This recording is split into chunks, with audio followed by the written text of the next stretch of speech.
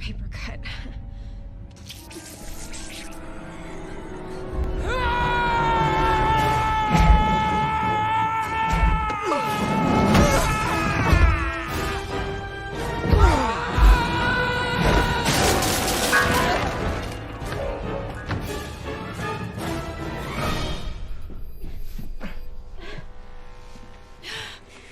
Bleeding. Really bad, actually. It must have hit an artery.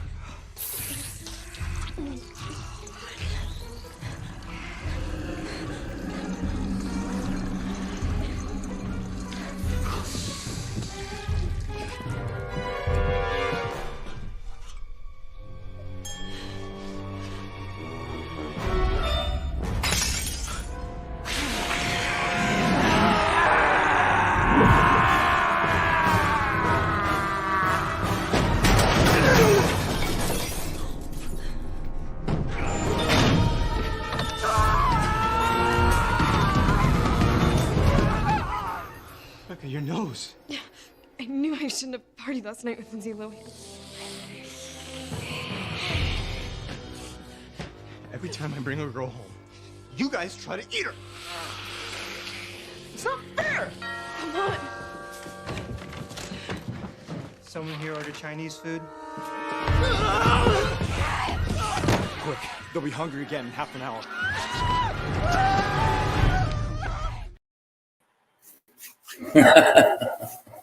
There we go, guys. There we go, guys. Just a bit of satire. Just a bit of satire. It's not a serious stream. It's not a serious stream. Not usually. Let's go through a bit. I did one a few weeks ago to do with people who thought they were vampires. So I just thought I'd do another one tonight. I knew nobody was streaming tonight, so I just thought Sov's not streaming. He didn't stream at the weekend. This is the time Sov usually streams. Just thought if I set my alarm, have a few hours sleep after Flatses, get up and do a stream, do just a satire stream, I suppose, on people think they're vampires. Don't know why they would think that, but they would have had some kind of something psychologically wrong to be brought up that way, you know. So it's something in the upbringing, I think. I think it's something in the nurturing, you know, something to do with that. Maybe the fact that we are all taught wrongly at some point, you know, in our lives, without a doubt. Yeah, and I'd just like to say hello to everybody that's commented in chat. So far, it says I've got 6 people here, but yeah, obviously myself. It was Jeremy Barrett earlier. He said much love and most amazing family on this beautiful the most amazing family on this beautiful plane. Excellent comment, dude. There was Miss Maud earlier on. I know she's asleep right now because I can hear her snoring behind me. I can't hear her at the second, but I will. I heard her snoring earlier. Alan Ostrand, he was in earlier. Don't know if he's in now, but hi Alan, how you doing, man? Mr. Super Sidewinder. Love that name, man. Saying it's quite cool. Mr. Super Sidewinder. It's a cool word to say. Try saying it. Mr. Super Sidewinder. It's cool. And it's a tongue twister. You like how I changed it? I usually change the colouring of my stuff, kind of purple. So I like purple and it's royalty and Jesus is king. But because we're having satire, I thought we'd go a little bit crimson. You know, a little bit crimson to do with BLOOD, you know. I know we're not meant to talk about that kind of thing. No, you're not meant to see that type of thing. I don't know about if I can say the word. Of course I can say the word blood, of course. I said BLOOD, numpty. Of course I can say it. But yeah, man. I just thought we go for a satire again. And this one's about actually teenagers who think they're vampires. So even more so if the parents at the time are allowing it, then weird. Oh, hi, Jehovah's daughter Barbara. She just turned up. Good to see you. This is just a fun stream. There's nothing serious about it.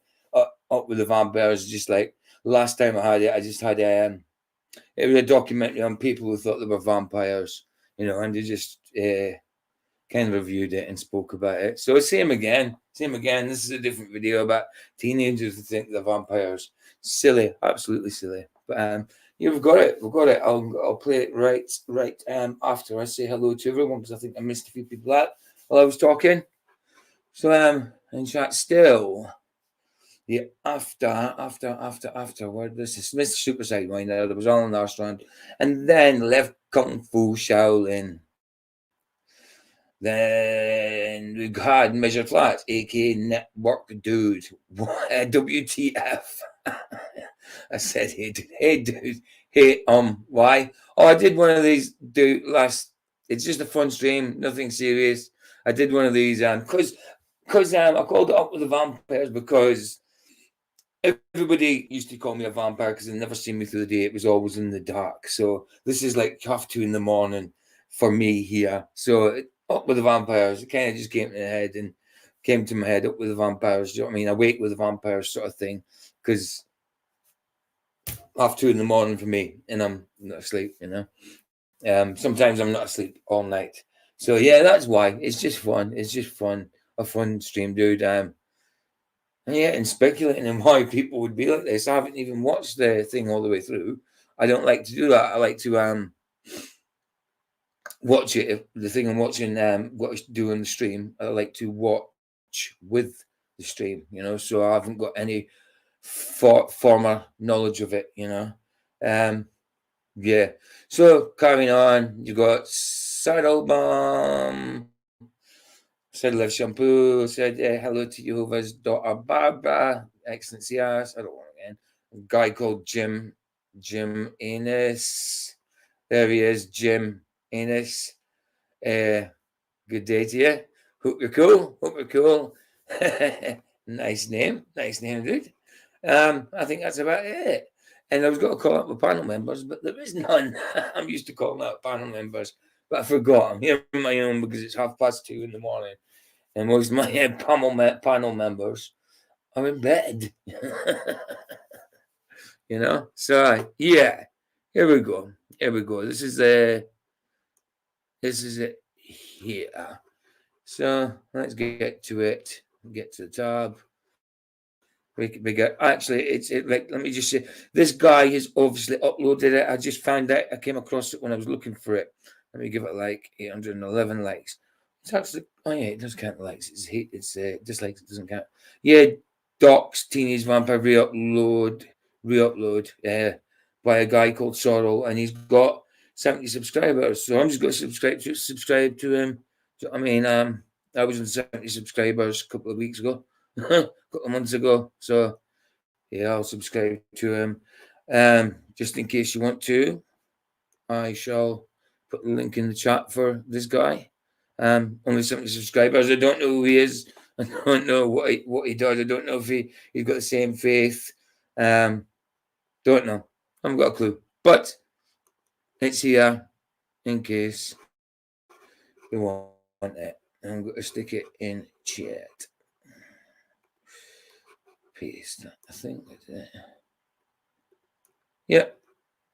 Yeah, there we go. Let me just test it, make sure it's right.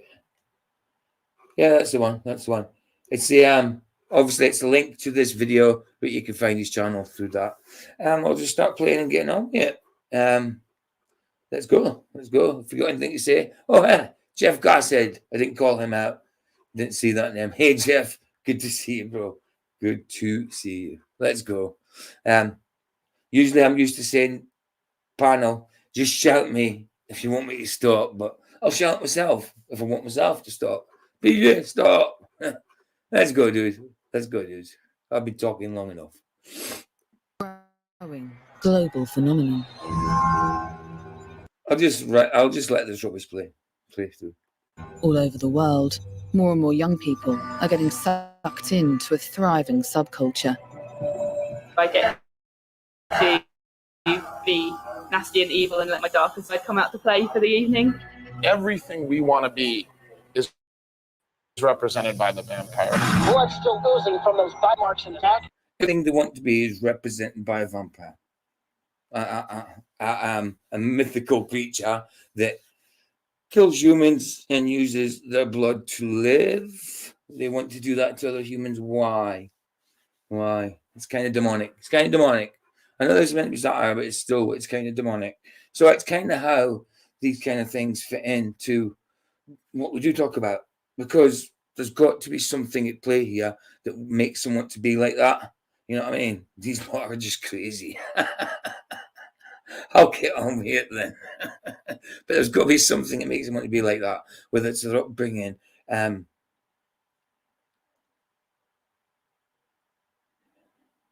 You, PJ, you pronounce my name exactly as I hope for. Jimenez. Love it, love it. Love the name, dude. Love it. It's brilliant. Seriously demented is more like it. Yeah, absolutely. It's either that, but seriously, there's something psychologically wrong, or they're demonically influenced. And I do believe teenagers, still being kids, can be demonically influenced, without a doubt, because they know what they're doing. Yeah, demons don't care where they go for. Demons don't care your age. Demons don't care your gender. Demons don't care what pronoun you are. Demons don't give a crap. Demons will go for whoever they like. Unless you're covered in the blood of Jesus, that is, and live in tandem with the Holy Spirit.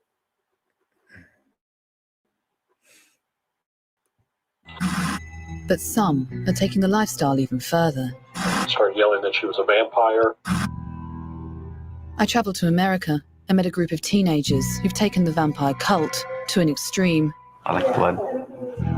By believing they were born that way. Like blood. I like blood. It must be a little while ago. You've seen these phones, like an old before 2007 phone, maybe. Maybe this is an old video, or maybe you just had an old phone for a while, and this is a newer video. I don't know. Way. When I drink someone's blood, I feel like Roger is like PJ. PJ can't sleep. Yeah, I'm not very good at sleeping. I really ain't very good at sleeping. But I had before the show. I've had like an hour and a half sleep, maybe 2 hours at the most. I set my alarm to get up for this, even though I didn't know I wouldn't need to. But I drifted off, and the alarm actually woke me up. You know what I mean? So I usually say, even though I think I don't need it, but I would have woke up anyway, because I know my body clock. Sometimes if I don't sleep for a few nights, maybe 2-3 nights, I get brilliant night sleep the fourth night and the fifth night if need be. But yeah, brilliant. And I don't want to be a vampire, by the way, guys. It's just what I used to get called. I mean, when I was a teenager, I suppose the idea of it, in a way, apart from killing other human beings, could have gone after animals. I suppose the idea is a bit, fantastical, but it plays with your mind. I suppose it plays with everybody's mind after seeing movies and stuff. When I was younger, the vampire movies was Christopher Lee, Peter Cushing, Brilliant. Carry on, guys. I've hardly got into it. I'm just young. I own them in a sense, like they're mine. But what does it mean to live your life as a vampire? Michael was putting on blood one day as. If we get through this one, I mean, it's 40 minutes long. If we get through this one, I've got another little video. It's about 15 minutes long, about a person who thinks they're a werewolf, and they go about wearing a tail and ears and everything. I'm like, oh, goodness, surely it's satire. Eyeshadow, and I didn't know what she was doing. No. Are they just playing a role?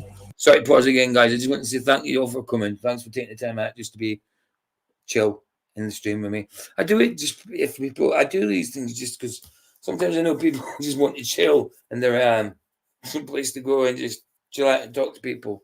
Let me just turn the learning down again. So I'm just got to go for see what's it's on 720. We'll take it down to 4. I tell you what, 720. It's on 720. Let's just check it for a while. If it goes a bit jerky, I'll put it down a bit. Not the best. We're using a laptop and getting a computer for my birthday, but here we go. I'm gonna cut Jackie open. Or do real vampires actually exist? Usually people don't believe me. And that's all right. Like, I'm not looking for credibility. I'm just looking for blood. No, I'm not looking for credibility. I'm looking for blood. They don't want credibility. They're looking for blood. So they don't care what you think about them at all. As long as they get the blood. Do you know what I mean? And tell me what happens when you get blood and you drink that blood. what happens if that blood's infected? Are you because you're a vampire? Obviously, you're not going to get any infections from it because you're dead. So if you're a vampire, you're fine, you know. But in reality, they're not vampires, are they? They're humans. So they're drinking each other's blood. Like, do you know what I mean? What if the other one was out the other week and ended up getting a blood disease from someone through sex, through whatever infection, whatever? I don't know. But this is the type of thing to do. Share blood, drink each other's blood. There could be a cut in your mouth, infection to the max, virus to the max, disease to the max, whatever. You don't want it.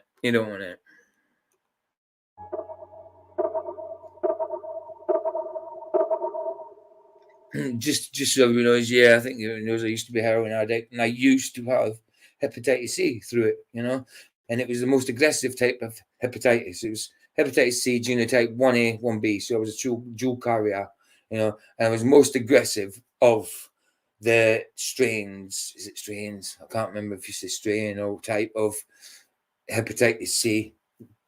Like I said, dual carrier 1A, 1B I was, so yeah, I lived with that for years. I didn't really know. It didn't affect me.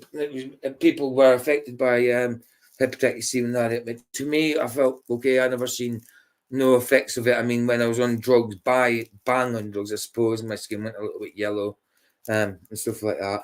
But yeah, eventually, a few years ago, I ended up getting rid of it with this new medication called whatever. Do you know, I shouldn't be talking about this, should I? No, I shouldn't be talking about this. It's not medical information, by the way. I was just saying what happened to me, but I'm going to stop talking about it because I think maybe I might have said too much about it. I don't know what the rules are completely, so I better not talk about it anymore. Let's go. Sorry. One quick search online, and it's not hard to find people who say that they are vampires. Some just like dressing up, but there's others who claim to live off so-called psychic energy. I was interested in vampires who go further. They're out there, but they're pretty shy. And after weeks of research, I was struggling to find anyone who talked to me on camera. Then one night, I got an email from an 18-year-old girl called Michael, who said she drinks human blood. I define vampirism as when you're... Tasty. Wow. Why would you do such a thing? I mean, you taste the blood. It can't be just for the taste. If you taste it, it tastes like yuckiness. It tastes like copper to me. It tastes like if you put a penny in your mouth. Aura has holes in it and it leaks out energy. When I was around 14, like, I tried someone else's blood. My friend had a cut and she was just like, oh, lick it, you know, like how girls do sometimes. And how girls do sometimes. When I was 14, none of the girls I knew wanted to be vampires to the point of this. I know this video is not brand new. It's brand new to the guy, because it was a re-upload. But yeah, I know it's a little bit older. But yeah, when I was a teenager, I mean, I'm 47 now. So that's 30 years ago. Just say I'm talking 30 odd years ago. I'm talking about when I was 14. I was 14 in 1990, actually. So I was born in 76. So it's kind of not hard to forget. But yeah, none of the girls I knew wanted to be a vampire to this extent. Might have had a joke and all that and try to bite people and bite the guys they fancied, because that happened. Bite their necks and give them a love bite. Suck their necks till they're black and blue. That's as far as it went. They didn't want to take that blood out of the neck and drink it. They just wanted to get it to the skin and mark their skin as a hickey. A love bite, we call it hickey or whatever, a tramp stamp or was it a something badge? Can't remember. Nookie badge in Scotland. Some place in Scotland, the Nookie badge. But yeah, there you go. That's as close to blood sharing as we got when I was younger. I tried it and I felt this really weird rush through me. It was intense. Ken's 5, Eyewitness News at 10. We've got 10 nights until the Michael lives in Texas. Well, before she took it and had that kind of feeling from it, that really intense feeling of whatever it was, which she couldn't explain, then people must have been bigging it up. I can't see her just thinking, oh, I fancy drinking blood, let's give that a try. And she does it and gets all this, but gets this high from it. And I think it must have been built up in her mind from other people saying, try this, you know what I mean? It's just might not be peer pressure, it just might be persuasion through time. Do you know what I mean? It sounds good, and it ends up being, yeah, okay, this is mad. Let's give it a try. Okay, this is for me. That you think it's for you, but yeah. So it must have been built up before she actually got that high, psychological high, I think. Part of the Crimson Blood wolf pack, who claimed to be a mixed group of vampires and werewolves. They'd already gained. So this might be vampires and werewolves. Sound, that's good. That's what I wanted, really. That's what I wanted. Gained some local celebrity. School's out at John Marshall High, but this could be any school. And with any school come the cliques too. Cheerleaders, nerds, jocks, and goth. But lately, we've tailed another group on and off campus, literally. Meet members of the Wolf Pack. I don't believe anyone is just human. It's just everyone's got something else mixed in with them.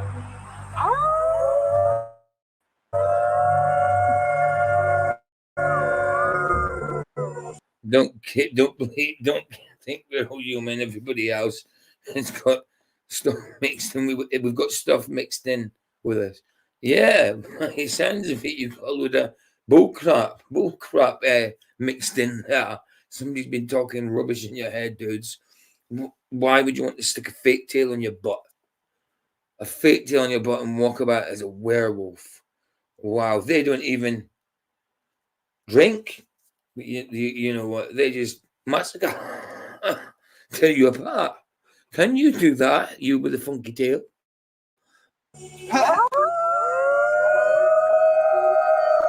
But they can't howl. They can't howl. Give them that. They can howl. Perfect wolves, eh? Perfect wolves. You know, wolves stand upright like bipeds. You know, wolves are like bipeds. You know what I mean? Not quadrupeds. Bipeds. Standing upright. And with jeans on, halfway down the butt. Fake tails around the butt with a funky belt that may represent, you know, a certain group. Funny. Yeah, I don't see any werewolves. Well, I don't see any werewolves at all. But I don't see any wolves that look like this in the wild. Never. Weird. Michael, would you take me around and introduce me to everybody? Okay. This is Shadow, of course, the other vampire. This is Stormy. He's a wolf. And this is Jack. She's a wolf and she's crazy. This is JR. He's a wolf and he's crazy. Everybody here is crazy. This is Tabby. She's a wolf. And then this is Mayla. She's a fox. What do the wolves think of the vampires? Kind of like a relationship. But we I'm changing it to 488. It's a bit jerky for me. It's this blooming laptop. It's hit or miss sometimes. Sometimes it goes brilliant. Sometimes it doesn't. Crazy. It's like family. Basically, everybody has each other's back. Like, hey, how you doing, Sea Lightning? Good to see you. I did pop over at Mikey's earlier. I said hello to people and that. I stayed for a little bit and stuff. Fair play to him. Fair play to him. He's always doing it, Mikey Smith. Always out there, man. Always out there. Love Mikey Smith. Love what he does, man. I love what he does. Nobody else is out there doing it. Keep saying it. Keep saying it. Nobody else is out doing what he's doing. He's out there in the mix, you know. He's out there in the mix, taking a chance. Taking a chance. Give something. Good to see you, Sea Lightning. Good to see you. And Alan, good to see you, bro. Good to see you. Was to happen. Everybody basically is here to protect our family that we have. I think we're all our own people. Like, we like to laugh and we like to have fun. And I think dogs mainly, wolves, dogs, mainly go for the main sense is the nose. You know what I mean? I don't know about this girl. I think their eyesight's probably different from us, but probably good. But I've never seen a wolf wear glasses. There's something wrong there, isn't there? Piercings, wolves with piercings. Well, strange. I think all of us have like felt left out at one point or another in our lives. It's fun when we go in places. There's like we all have tails, and we walk in, and everybody's just like They stare, point. And we're always the loudest ones too if we go anywhere. Why wouldn't the steering point? Does it get you mad? What are you guys doing hanging about with that? What about, I don't know, 1.5 foot, 18 inches of tail hanging out the back of your jeans, swinging about from left to right like a pendulum? People are going to think, what the hell? Of course they're going to look, say something and stare. Excuse me, guys. We're like out to a restaurant or something. Oh gosh, because we just don't care. We're already at the point where we don't give a fuck anymore what people think or what. People... Oh yeah. They don't give an F. They don't give an F. That's what it is. Yeah, I remember saying like things like that when I was a teenager. I don't give an F. In reality, I did give an F. I did. Oh, it's really rubbish. It's really blocky. This is. I don't know what's going on. People say or whatever. Vampire can mean lots of things. The one I like the most is a half human, half demon. I might have a human body, but my soul is corrupted. I am not a human. Unlike their warring counterparts in the Twilight movies, these vampires and werewolves Tell each other pretty much everything. I care about a lot. The only problem is every now and then she looks like food. So how is your werewolf from how people in like Hollywood think of werewolves? We can't transform. Like they think that we can grow our the fur, and I mean we do have they think we can grow the fur and we grow 10 foot tall, and that we change on a full moon and everything. It's not like that. We're not the stereotypical wolf, basically. I don't think people actually think that wolves go 10 foot tall, stuff like that. They're just saying what they've seen on TV. That's it. Hey, Jeremy Bird, good to see you. Good to see you. So if everything the movies had told me about werewolves was wrong, then how much did I really know about vampires? Hollywood vampires. How much do any of us know about vampires, They're very scared of crosses. I think crosses are pretty. Hollywood vampires can't have garlic. I love garlic. It's good for your heart. Crosses are pretty. And it doesn't matter the way you're using a cross. It's not a cross is not for being pretty. It represents something that we shouldn't worship the cross anyway. Jesus we should worship, and he came down off the cross. He came off the cross. You know, he defeated life. Don't mean he came down off it before. He lifted himself off of it before crucifixion. That's not what I meant. I meant he's not on the cross anymore. Jesus is alive. Dracula was some dude from, I think, New Zealand. I forgot. Hollywood vampires sleep in coffins. I like to sleep in a comfy bed. Don't know what you mean by that, Roger. If you want a really good one, try a little dark crystal. Is that for someone else in there? Are you saying some kind of channel or something towards me? I don't know. Dude. Oh, I don't need permission to go in houses. I know that for sure. I'm booking in a few. As a pastor, this is definitely something I believe is from Satan, and this is something that. Sorry, just before he goes on, absolutely right, and I'm glad there's a pastor there. Somebody say, I think I heard him say earlier on about a half werewolf, half demon or something. So kids are wanting to be demons. If they only knew what demons were, they wouldn't. Is being used to take young people away from focusing in on God and focusing in on a relationship with Christ. San Antonio is America's 7th biggest city and deep in the heart of the Bible Belt. I wonder what it must have been like for Michael and David to grow up here. It's very easy to get into drama here. I don't know if it's the people or the attitude of San Antonio in general. The busted knuckle. What a name for a pub. Nice one, Roger. I don't know if that's for me still, but nice one. I'll have a look at it. Bless, man. Nice one. It's like a comfortable hell here.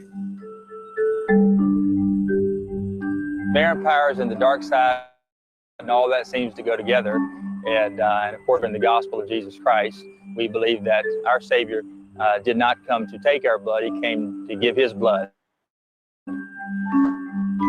Well, according to the Christians, I'm going to hell. Heaven just sounds like the angry old man's house. At least hell's a bit more dynamic. There's always something new.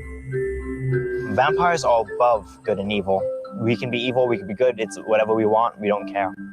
Like, our sense of morality is different than yours. The sense of morality is different than yours. But, I mean, if your morality is different and leads you to do something wrong within the law, you know, I mean, the law has nothing to do with morality, but if it leads you to do something wrong within the law, then, wow, shouldn't your morality be more like the standard morality? You know, the morality of someone that's trying to be Christ-like is my point, you know? Some people say they drink the blood of Christ. I drink real blood. Huh? Well, I'd rather drink the blood of Christ, representation of his blood. I'd rather drink wine or grape juice or Ribena, whatever it is that represents his blood, than drink real blood. I'm sorry. You're wrong, woman. You're wrong. And it's, you know, you're old enough to know that you are blaspheming Jesus, God. So I guess it shouldn't be different.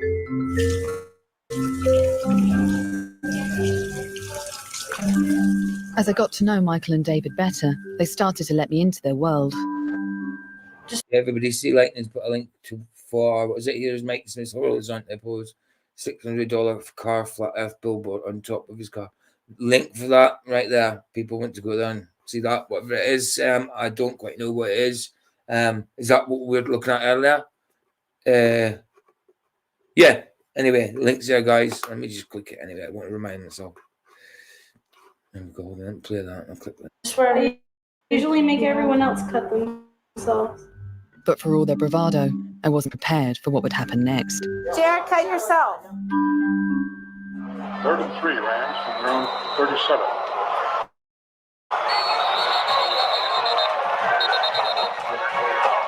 I was in Texas, hanging around with a group of kids who weren't your typical American teens.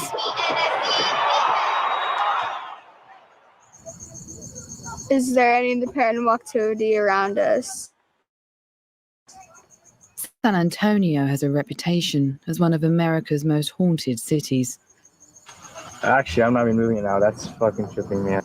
David had allowed me to join him and his friends on a spooky night out. Do you guys believe in ghosts? Very much. I believe in all supernatural. Yeah, I do too.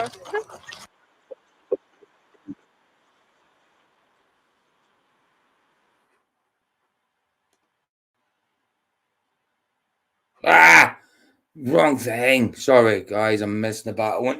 I'm trying to share Mikey's tab. I did it wrong there. Let's try this. That tab instead.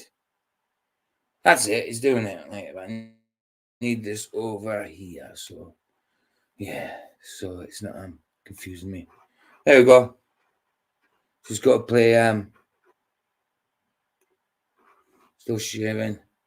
It's only a couple of minutes long, so I'm going to play Mikey's video here of the billboard that Sea Lightning put in. Let's have a look. Let me check the... Right. Oh, quote playback for it. That'll do. Let's have a look. Let's have a look. Okay, good morning, guys. I'm just getting ready to go to the city for the street fair that's on in the city. And I've never done a real walk around as a separate video. of my car. So we'll just do a quick walk around before we leave for the city. And we'll take her from there. So we got the Star Sirius, which no other person ever caught like this, at least honestly, or not. Which never. I mean, very good observation from Mikey, that was, and is.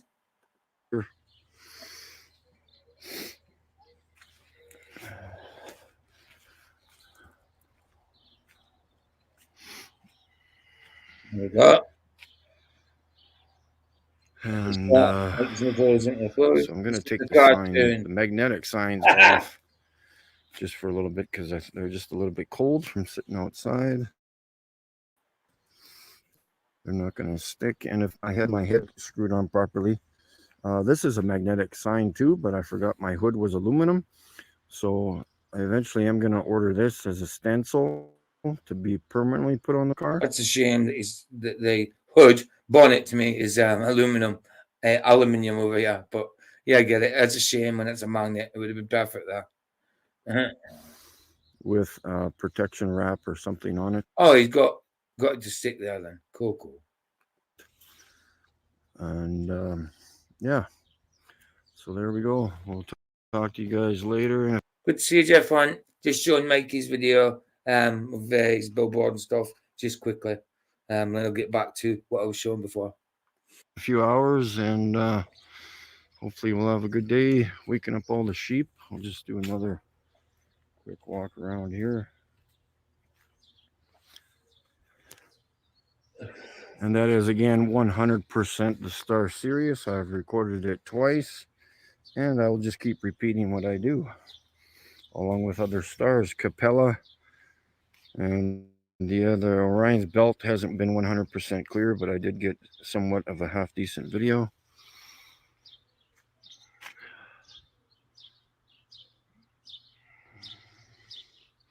So there we go.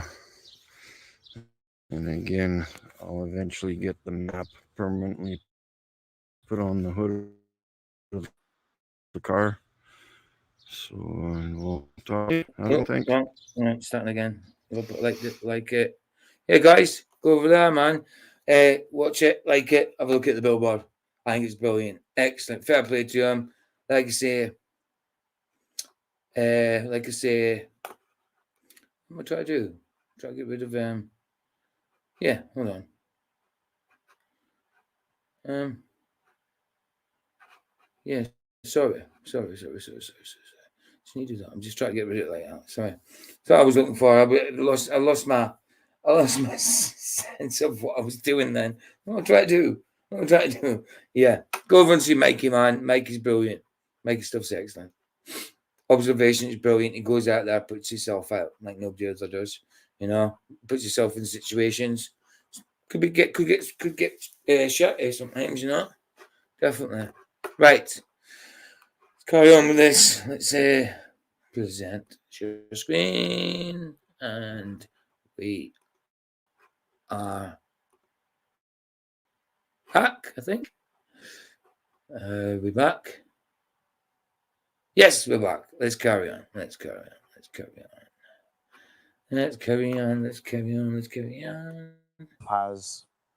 I think it was Queen of the Damned, and I thought it was cool. I've read Queen of the Damned, which is follow up to interview. Well, it's one of the follow ups of interview with the vampire. Yeah, with the vampire or our vampire. Can't remember. Mandela effect in there as well. Know about it, so I looked it up and I'm like, hey, some of this stuff I could do. Some of this stuff reminds me of myself.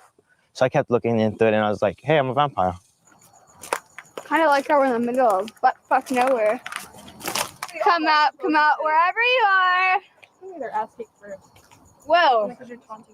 Dude, what is that? You see that shit? Yeah, I do. What the fuck is that shit, dude? No. Go back.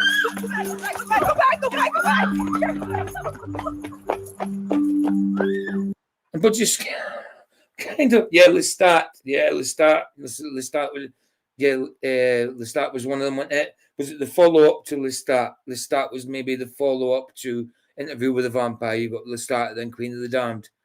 I think maybe Queen of the Damned where he becomes a rock star and jumps as high as a pyramid and stuff like that. Yeah. I've read a few of them. I might have read them out of order, dude. I said, look at these scared little werewolves running away from something in the field, probably I don't know, a miniature horse running about. They're running away from it, and they're werewolves. Brilliant, brilliant.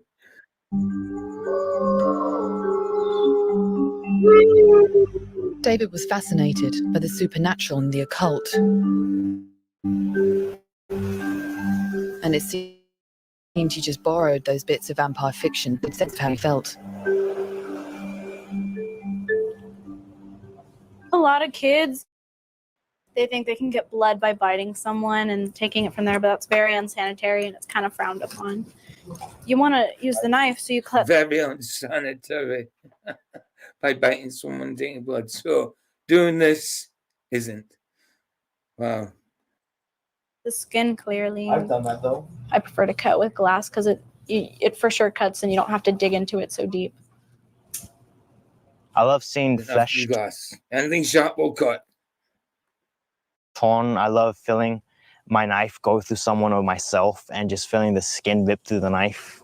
I like it when you're rolling and something. You're bloody sadistic then. You like to see the skin ripping through the knife. Next serial killer, I think. Someone takes a knife and they don't cut you, but they kind of like Move it over and scratch you. Like, it feels like a nail. My friend had cut himself, and then he had got rushed to the emergency room because he had blood everywhere on his kitchen floor. And he took these pictures and sent them to me. I was like, wow. Oh, the one all over the kitchen. Oh my God, he sent that. It's actually kind of easy to get blood here, especially from kids who are considered underage, because if they're edgy or whatever, they think it's cool to cut themselves, which, you know, we have that problem everywhere with the emo kids. And I'm just like, why not put that to good use and give it to me instead? You see the lines going across? Those went down pretty deep, like around. With the emo kids. You look pretty emo to me. And yeah, sorry, pausing that. Should not pausing that, what they're doing. That deep from the whole skin, so like 2 centimeters down. It's still pretty deep. Blood makes me feel stronger, better, more healthy, more awake, more confident. Like, it makes me feel good inside. Like I saw a bruise from when Shadow was feeding on me. Me and Jackie were going And then crazy. Jackie was going pretty crazy. Jackie, and I have to make these. I'm an ex-heroin addict, and I've kind of seen the situation before, but they're looking for places to get it. This is the same as when I was a drug addict and people were looking for places to go. This looks exactly the same, except they look a little bit healthier. You know, that's it. This looks the same. Oh yeah, look, I'll get myself there. I can't get myself there with needles I'm on about, with syringe needles, that type of thing. You know what I'm on about. It just looks the same, except they're cutting instead of injecting. You know. Scars go away now. My mom's mad. Not right now. I can't. Because I'm sick right now and I have to go see the doctor. So, because when I went to the emergency room because I was really sick, and the Jeff Hunt says tricking a mind into inversion perverted can get inversion stroke perverted can get it stuck there in a world they believe is real. Yeah, absolutely, dude. Absolutely. Like this, like Satan, what did he do? He inverts stuff. He inverts God's models. You know what I mean? He inverts anything to do with Christ, you know? the doctor told me like he would report me or something for my scratch. He thought I was hurting myself. Yeah. How do you do it, you guys? How does it work? Well, you're just not in the mind of I'm hurting myself. Some people are in that mind, but basically you're doing the same. You are doing it to yourself, whether you realize it or not. They just like cut me like where you take the knife. Like self-abuse. Knife. She's like, I'll show you. Do it, Jackie. No. No, I can't have any more scratches. But yeah, they basically just get the knife and they just like cut it And then when it starts bleeding, they just kind of like bite and suck. I like blood. And that's not insanitary. I mean, look, they're scarred up. They're going to be scarred for life. You know, they've got to go and get married later on. They'll regret this. They're going to get married and have a complex about these scars. You know, when they realize what they've done is, oh wow, shouldn't have done that to ourselves. You know, they've got future husbands and all that. You know, that's a big possibility in their lives, and it's something they've got to explain later on. It's like, why? When I drink someone's blood, I feel like I own them in a sense, like they're mine. Like I feel like Yeah, methadone. Yeah, I was methadone for a long time, man. I still am on working myself down. 5 years, 5-6 years. I mean, I was in rehab in 2017. Again, I was in rehab 2002. That was the longest time, for a year and a half. But again, in 2017, I went to another Christian rehab, Bethel, but this one was more cultish than the one before. You know what I mean? The one before was good, but they were a bit charismatic. But that's how I got my start. That's how I got my teaching of Christ to begin with. But yeah, when I last went to rehab, what was my point? Yeah.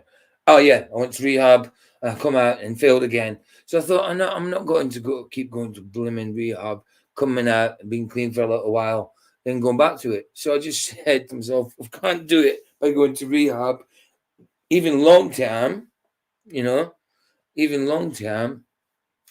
Then there's no point in going, because I was in there like the first time was a year and a half, the second time was 8 months. So that's long times. It's not just a detox I did then out. Did a detox and then stay away from your old life for a year or 8 months. You know, that was it.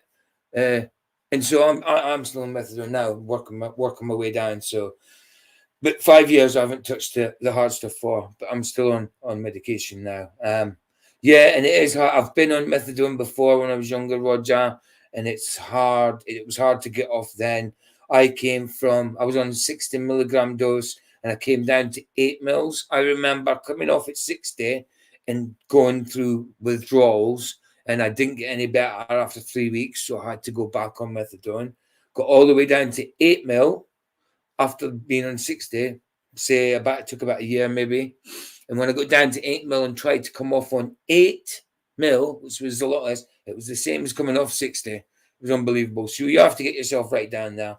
The last time I got off methadone, I did it by using getting methadone and reducing to about 30 mil.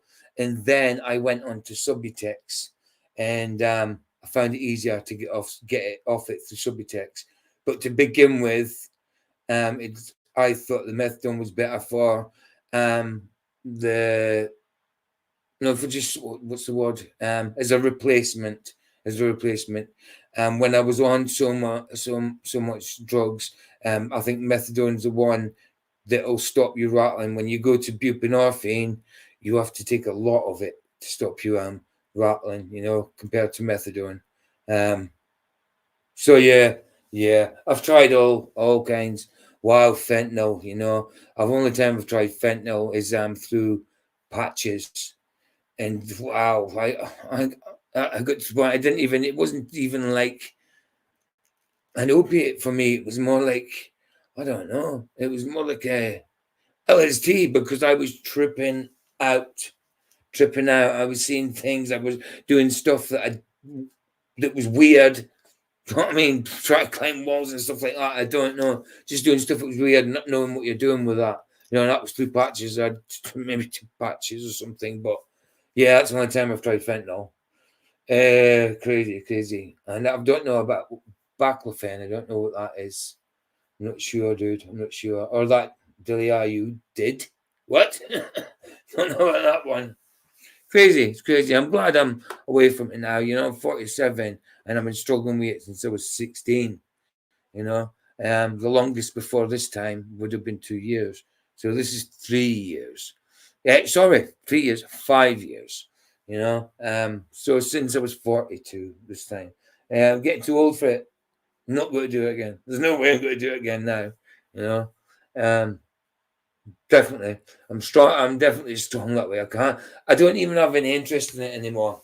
I don't have any interest in it whatsoever anymore. It's kind of gone. And even when I think about it now, I don't get the old, oh, can we done with that? You know, I don't get the watering mouth where your tongue starts watering, thinking, oh, no, when you think about your last good hit or whatever. Yeah, I don't even get that anymore. Not that there was such a thing as a good hit, you know. But I don't get that anymore. I'm all it's all out my system. It's all out my system, to be honest. They're in my possession. If I've had a part of them, like they're mine to drink from. How did you want to be and how have you managed to? Yep, truth was missing. PJ, I found some. Yeah, dude. But all that time, you know, like I didn't have a problem with God. I was dabbling with Christianity from the age of 19, so I never had a problem. I just didn't give my life to Jesus until I was 27 in Christian rehab. So yeah, since I was 19, 3 years after I started injecting. But even before I was injecting, and I was 13, 14, I was sniffing glue. So I was always on something, you know. I went from sniffing glue to, you know what I mean, to heroin. So yeah, so I'm saying I've been struggling with this since I was 16. This addiction, yeah, but even before that, I was on glue, you know. So it's been a long time, long time, on and off. Yeah, I've had periods of abstinence and that, like I said, but still a long time, you know. From the age of 14 to age of 47, on and off. It's long. But yeah, got the truth. Got the truth, dude. That's what it is. The truth mission. I had the truth. I had the truth, dude. Even when I was taking the drugs and all that. Even like say I was down with Christianity from 19, then I gave my life at 27 in Christian rehab, teen challenge to be exact. But yeah, I had the Holy Spirit. I know I had the Holy Spirit. I had the teachings. I had Christ out there. I just wasn't applying the things to my life and letting Jesus be the center of my life. I just wasn't doing that, you know. There was always still worldly pulls. But yeah, got the truth now, Jeff. Nice one for saying that. Bless, bro. Do I manage to feed once every 3 weeks, maybe? How much I want to, I would do it 5 times a day if I could. I love it. It was hard to know if this was for real, or if they were just getting high from breaking a taboo.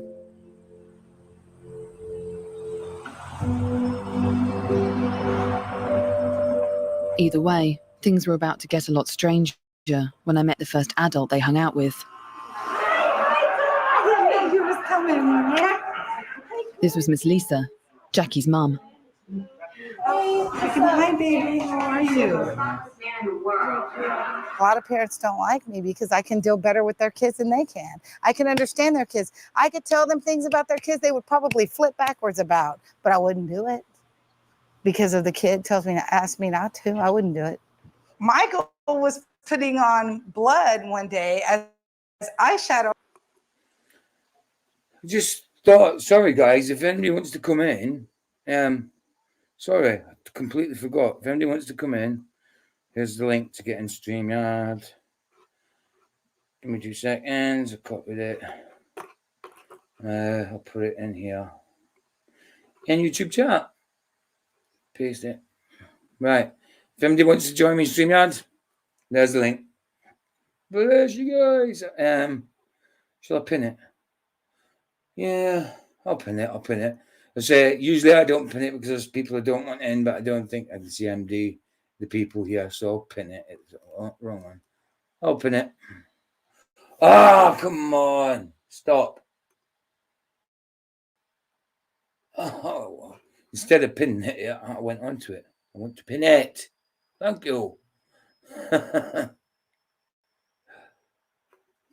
it is. Sorry, guys. Top of the screen. Link if you want to come in. Flashes. And I didn't know what she was doing. And she said it was makeup, blood makeup. And I was like, oh, that's cool. Okay. We've had a lot of stuff go on around here. There's always something. Someone's either feuding or something around here. If you don't take them serious, I think they will feel belittled or saddened or unhappy because you don't believe that they believe what they are. That's the way I think about it. I believe whatever they tell me. I'm like, yes, if you say so, I'm all for it, honey. Wait, how long have you had this one? You believe whatever they tell you. Wow. Well, I mean, when I was that age, adults didn't tend to believe a word I was bloody saying at that age. And now it's strange that you've got an adult who's just supporting them and believing everything they say. And it's cool, this blood thing. Wow. Wow. Come on, adults. Get your head screwed on. I trust Jackie's blood because there's no AIDS allowed in the house. Oh, Roger. Oh, I don't know who's going. Boy, go. All right, Roger, you going? Bless, dude. Bless, dude. Nice one for coming. Always good to see you, man. Always good to see you. If you've got to get some sleep, you got to get some sleep, man. Bless you, dude. Nice one for coming. Much love to you, Roger. You're a cool guy. You're a cool guy. Bless, man. Right, Miss Lisa? That's right. Area downtown. I don't want to. You doing it like a little pencil? Do it to You me. should cut her finger. Do it to this arm. No, here's a no. Come on, do it. There's already cut. He likes it. Go with Yeah. estrogen. Don't do Is JR clean? You see that here, the peer pressure there. No, come on, do it. Come on, just do it. So that I think they're all peer pressuring each other, and probably not one of them knows who's the head of the peer pressure. It's just a circle of it. Snake eating its own tail. Peer pressure. Definitely there. Come on, do it. I'm not fancy it today. Just do it. You know, that's peer pressure. Clean. I'm JR's clean. clean. I'm clean. Trust me. I get plasma every week. Oh, really? Yeah, I do. I should wash this though. Yes. Yes, you should. You shouldn't. No, you shouldn't be doing it at all. But you see how they're just taking everybody's word for it. Yeah, I'm clean. I'll go test through this whatever week. You're taking their word for it. You don't know for sure. What if they stood on a bloody rusty nail and got tetanus? I know you can't spread tetanus, but you know what I mean. I'm talking about that type of thing. Wow, this seems so just unsanitary when they're talking about being sanitary. I know it's washing it, but still, you're washing it with bleachy water and fluoride. I'm gonna cut Jackie open very nicely. Nice. A lot of Jackie vampires open. risk getting Nice. AIDS. I believe everyone should be tested. A lot of vampires don't test, who they feed from, I guess, because it's like it takes forever. But if I'm not going to test someone, I make sure they're like really young. You're all punks. I'm not a punk. Jackie, where do I cut? Just wherever. I usually make you everyone else cut themselves. No, you can do it. I have to clean. Do it that way. They make everyone else cut themselves. I don't think they would show this on YouTube. Don't have to. Did I cut you? I don't know. Oh my God, just do it. Maybe because it's no, oh my God, just do it. Peer pressure is there from the start. Jeff says, this prison is run by Satanist cannibals, and this is the proof of recruitment. Yeah. This is crazy stuff. You're holding the knife on. You act like all of these other cuts. No. Yes. Holding it as though you could stab his arm. Cut off his arm. That's a stabbing hold. It's a coming down stabbing hold. That's Psycho in the shower. Stabbing hold. This is people that are drawing blood and she doesn't know how to hold the bloody knife. Wow, you just trusting these people and they think it's good. Look at the smiles on their faces. It's funny and say, just do it for God's sake. And by the way, it's blasphemy. I'm sorry, Lord, for saying it. Forgive me. Stab me now? No. Shadow, you just do it for her. Shadow do it. Look. Okay. Oh no, hold it. Okay. No.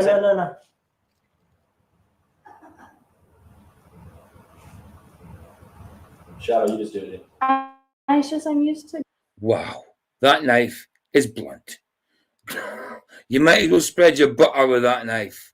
Wow, You got to cut them with that, which you're going to tear them apart.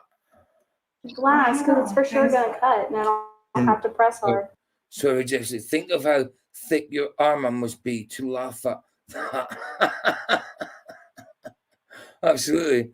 It's about 2:30 a.m. in the UK. PG's been in at it a while now. No, it's 3. It's 20, it's 25 to 4.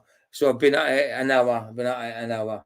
Dude. I started at 2:30 and it's now 3, just after 3:30. Bless you for coming, by the way, Packy MacIver. MacIver, sorry. And you haven't got a spanner, so bless you, bro. And I think you probably subbed to me today when at the same time as you subbed to Vicky, I think, because my sub count went up. I'd use a moderator anyway, because I had anybody that's cool comes into my chat, I give them a spanner, a wrench, whatever you want to call it, so they're the same. I don't tend to have many. What, Jeff Hunt hasn't got one? Wow, unbelievable. Sorry, Jeff Hunt. Wow, I thought you would have had one. This is crazy. Standard save. There we go. That's better. Sorry, Mr. Jeff Hunt. I thought you had one. Wow, I've been reading your comments as well. I really thought you had one, dude. Sorry. But yeah, sorry, that's what I'm saying. Yeah, Paco MacIver. Paco MacIver. Sorry, I don't know how to pronounce his name properly. But yeah, give everybody a spanner because so everybody's equal. I know it might seem a bit silly because you can't do anything with it when everybody in chat's got spanners, but that's a cool thing. You know, I mean, you can't do anything to each other. Oh, you guys are cool, and yeah, but you're armed. If a troll does come, anyone can just go pow. Simple as that. Because I do get them now and again. I do. It's mainly in the comments again. They don't tend to come to the lives, but in the comments I'll get them. You know, not a problem, Paco, whatever. Not a problem, dude. And sorry, Jeff, I realized I really did thought you had a spanner already. It's because there's so many Jeffs, you know, so many Jeffs. Jeff Hunt, Jeff Conco, you know what I mean? And the other one, Jeff Gosshead, he's been around since, well, I've always seen his name. I remember seeing him in Ranties and probably Ranties, but definitely Brandon's when it turned to Brandon's. So he's been about a while, the old Jeff Gosshead. Definitely. Let Jackie do it. It's her blood. It's really dull, Jackie. It's not even hardly cutting. That one? No, that one. It doesn't seem very. There, now she did it. No? I told you it was strong. Yay! There it is. Yay! She's A positive like me. Oh, wow. Yeah. I thought it was something else. No, you're A positive. I don't like a blood type. You don't like A positive? What do you like? Oh, negative. Do you know, none of these probably like the taste of it at all. They're just doing this. There's like, oh yeah, show me sitting there dabbing at a little tiny cut on his arm that you could have done with a pinprick probably. Would have been easier than that knife, you know? It would have been a lot easier. But yeah, it's silly. I mean, look what they're doing. It's just seems like they're doing it for the show, showing in front of their mates, like showing up in front of me. Yeah, man, I love this stuff. Yeah, can't wait. I want A+ today. I want A-. You know what I mean? I want a B+, a B-. Crazy. I wonder if they can taste blood types. You know, I wonder if like go around their mates. They do games at night blindfolded and taste everyone's blood and see who is who. I bet they do. Nah, because they're not going to tell. They're not professionals. They probably don't like it. They're just doing it. They're just doing it because they're there with their mates and they think that everybody else likes it. You know, they like drinking blood. It's disgusting taste. That's if there's a lot of it. Yeah. I got a hair. I don't think I believe that much because I already cut myself too many times.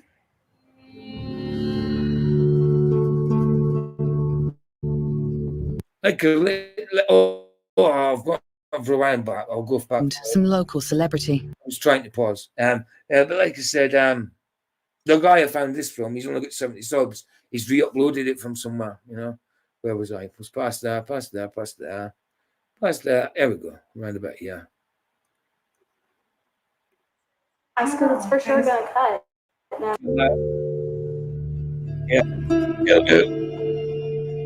It tastes like pennies and salt and rust. So I said it tastes like pennies, salt, and rust. All the flavors we always want on a cake. Pennies, salt, and rust. You know, all the flavors you could ever need and want. Pennies, salt, and rust. Wow. People hate that taste, but I like it. It's weird. Like, I love that taste.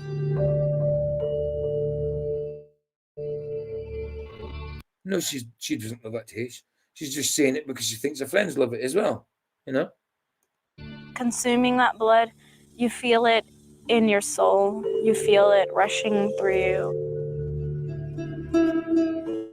You feel the energy like coming into you. And I think that's real. But I mean, to me, that's not drinking stuff. That's horseplay. I mean, it's silliness. It's just silliness. They're not drinking that. They're dabbing it and tasting it. You know? It's just a fad. It's just a phase for them. I don't think they'll be going doing this the rest of their lives. You know? When they get married, copper, saline, but who the heck eats rust or tastes it? You know? Exactly. Shouldn't rust taste a little bit like coppery metal? Here we go. They've stopped the stream. Stop the stream. Oh, wow. Stopped it. Stopped it. Am I still live? I'll have to cover something. Stream unavailable. Wow. Stream unavailable.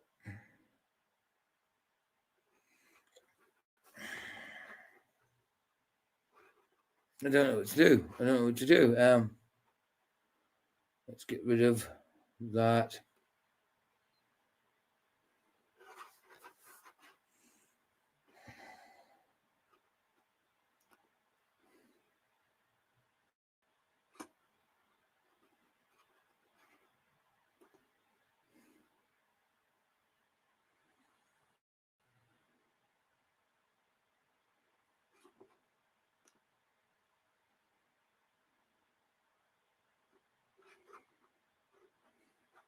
I do not know what's going on. Don't know if you guys can see me or not. I haven't got a clue. Let me just try something. Yeah, you can see me. You can see me. Yeah. They've suspended that stream because of violations. So obviously it was to do with that the blood dash. So I don't know how this works. I haven't got a clue. I don't know if it'll still go live or what. I don't know if obviously I'm still live. I don't know if you guys could see me all the way through, but I just got rid of that video. I'll share. I've obviously need to share something else. Can't share that. I mean, that guy uploaded the video. He obviously never got anything for it. So yeah, don't know. I'm gonna have to share something else. Let me look in my watch list. Wow, I'm gonna have to totally change the subject. Sorry, give me 2 seconds, guys. I don't know if this goes out like a normal stream or what. I haven't got a clue. Give me a minute. Wow, unbelievable. What a video to choose. Trust me. I should have skimmed through it first, maybe. Should have skimmed through it. Like videos, watch later. My watch later list. That's what I want. Come on, watch later then. Yeah. Right. Vampires, watch later. Bring it here. Turn here. There we go. Right, I'm going to my watch later. Come on. Thank you. Let's start this. Exit present. I don't know. We'll have a look at this and see what's there. We've got to totally change the subject. If you aren't censored these days, you're probably the agenda. True. Hey Barbie, how you doing? I just got the stream was suspended. I don't know how that works. I don't know what will happen when I play it back. Will it just have a blank bit? Does it continue with the stream or not? I mean, we're still live, so it seems like it. I don't know. I haven't got a bloody clue. So yeah, I was sharing Barbie, I was sharing teenage vampires and stuff like that, and they want in teenage werewolves. People want to think they're werewolves and vampires, and there was actually a little bit of blood. Didn't know that. I kind of thought it would have been censored because the guy I got it from, he uploaded it and he hasn't been stuck for it, but maybe it's different through a live stream. I really don't know. So I don't know what happens when you watch that back. Will it just be a blank bit for a couple of minutes or something? I don't know. I don't know if the whole lot of the first part will be seen. I haven't got a clue what happens. I really don't. Right, we'll watch later. Let's have a look. I'll share it with you guys. Wow. Right. Let's have a look through it. See what I got. Wow, the name of the... Oh, I have to totally change subject. Totally. I did see some other stuff that I liked here. Let's go. The Soviets' obsession with Venus revealed. The Soviets' obsession with Venus revealed. Most disturbing locations. I've done that in a video. Inside China's disturbing death vans. The real common and very scary unseen footage. Shall we try this? Inside Chinese disturbing death vans. The real. No, let's not. In case I get banned on that one as well. Heated debate about God with mic drop ending. Right, let's have a look at this. Atheist versus Christian. It's only 50 minutes long. Let's have a look, I suppose. Wow. What? In the ancient Greek world, people were afraid of lightning and thunder, so they postulated gods of lightning and... Hold on a minute. That should be a video. Yeah. So a video, Atheist versus Christian. Why did it not come up? Why did it come up in a little thing like it was just his channel? That's weird.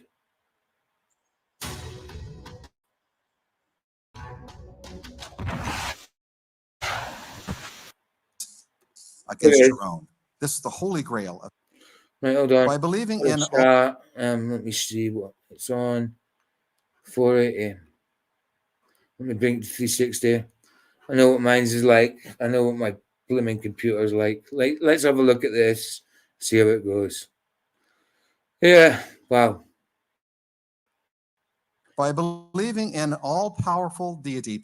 Sorry about that, guys. I've never had that happen before, so I don't know. I don't know the situation. I don't know how it works. I don't know how much of the video they're stopped. I didn't know if the live stream carries on, but it obviously is, because here we are. It's, I'm live streaming, so yeah, didn't have a clue. I didn't have a clue what was going on. I didn't know whether to end the stream. I was just looking around. I was like, what? I didn't know.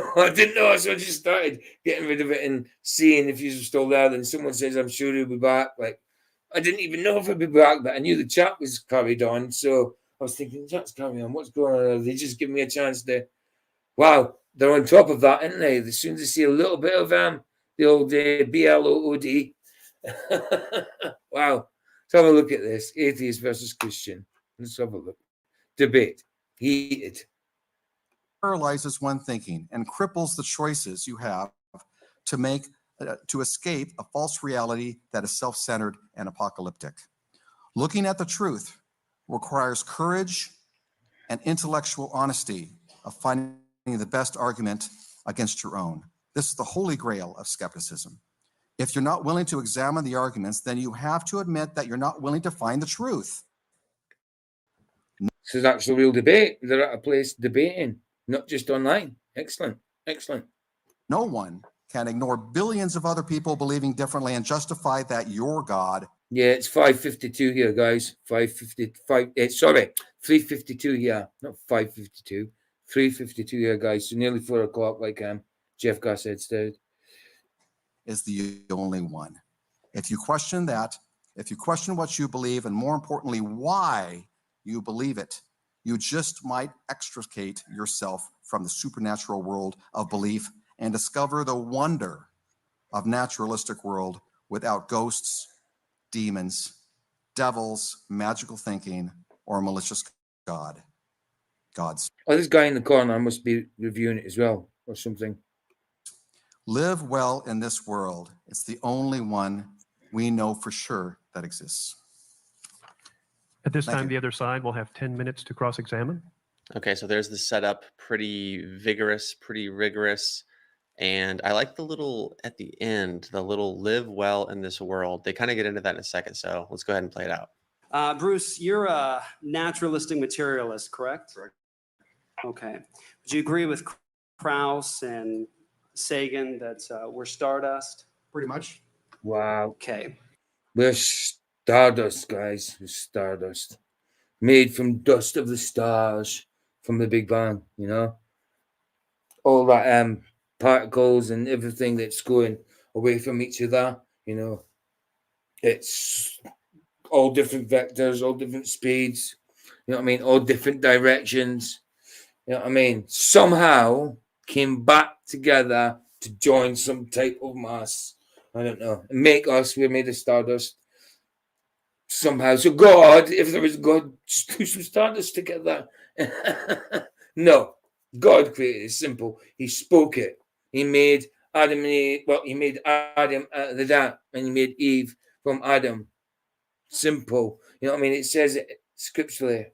Why would anybody think they're stardust? That's satanic. Pretty much. Well, where do we come from?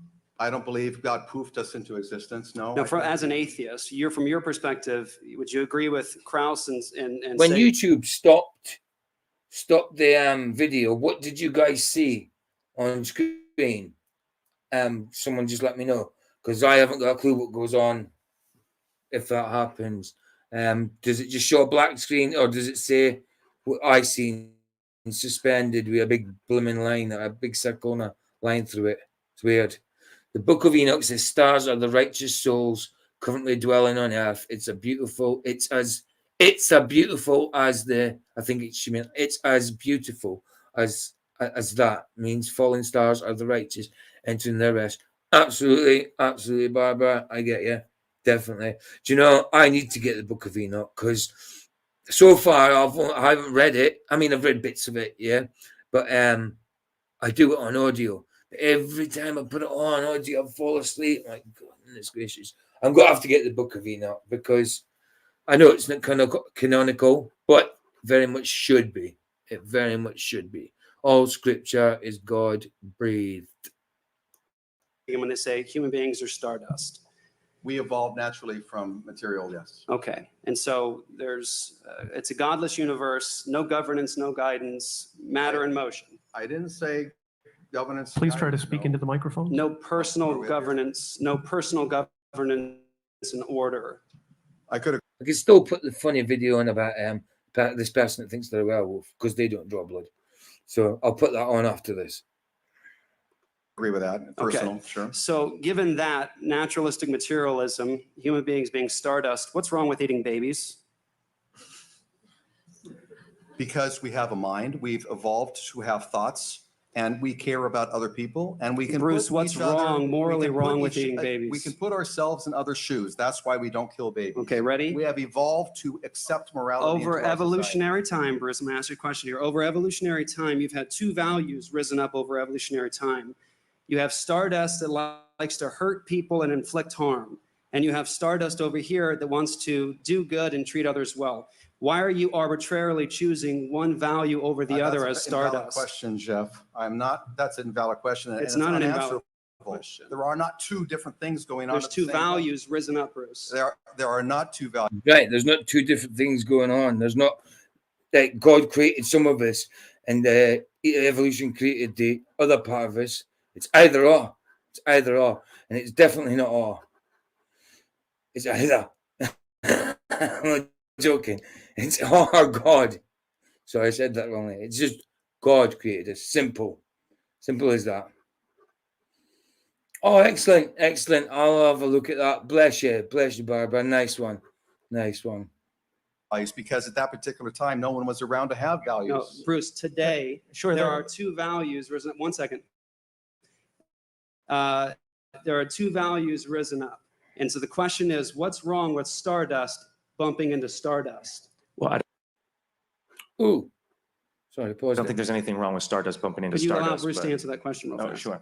Well, I might actually defer that question, but I don't see stars bumping into stars. What's your question, Jeff? No, stardust. You said human beings are essentially stardust. What's That's an morally wrong with equivocation stardust? argument, I think, that you're saying we are stardust a lot more than stardust. Okay, Bruce, you still haven't answered the question. What's wrong with speakers eating do babies? have the I speakers do can't have answer the that option to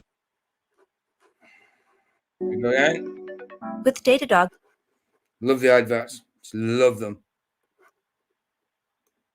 do their part. What's wrong with it is that you actually support it because you read the Bible. This is the insanity of belief, that you believe something that it's okay to do because God tells you to do it. Do you believe in killing Bruce, babies? where in the Bible does God say to eat babies? That Nice one, Barbara. I've bookmarked that. So nice one. I'll be looking at that. Excellent. Excellent. Love it. Might even print it out. You never know. The reason I we don't think it does. the reason It we doesn't. don't To kill babies, yes, in Okay. many verses. All right, go ahead. to skip a thousand reasons, there is one very simple reason why we don't eat babies, and it's because we will no longer be.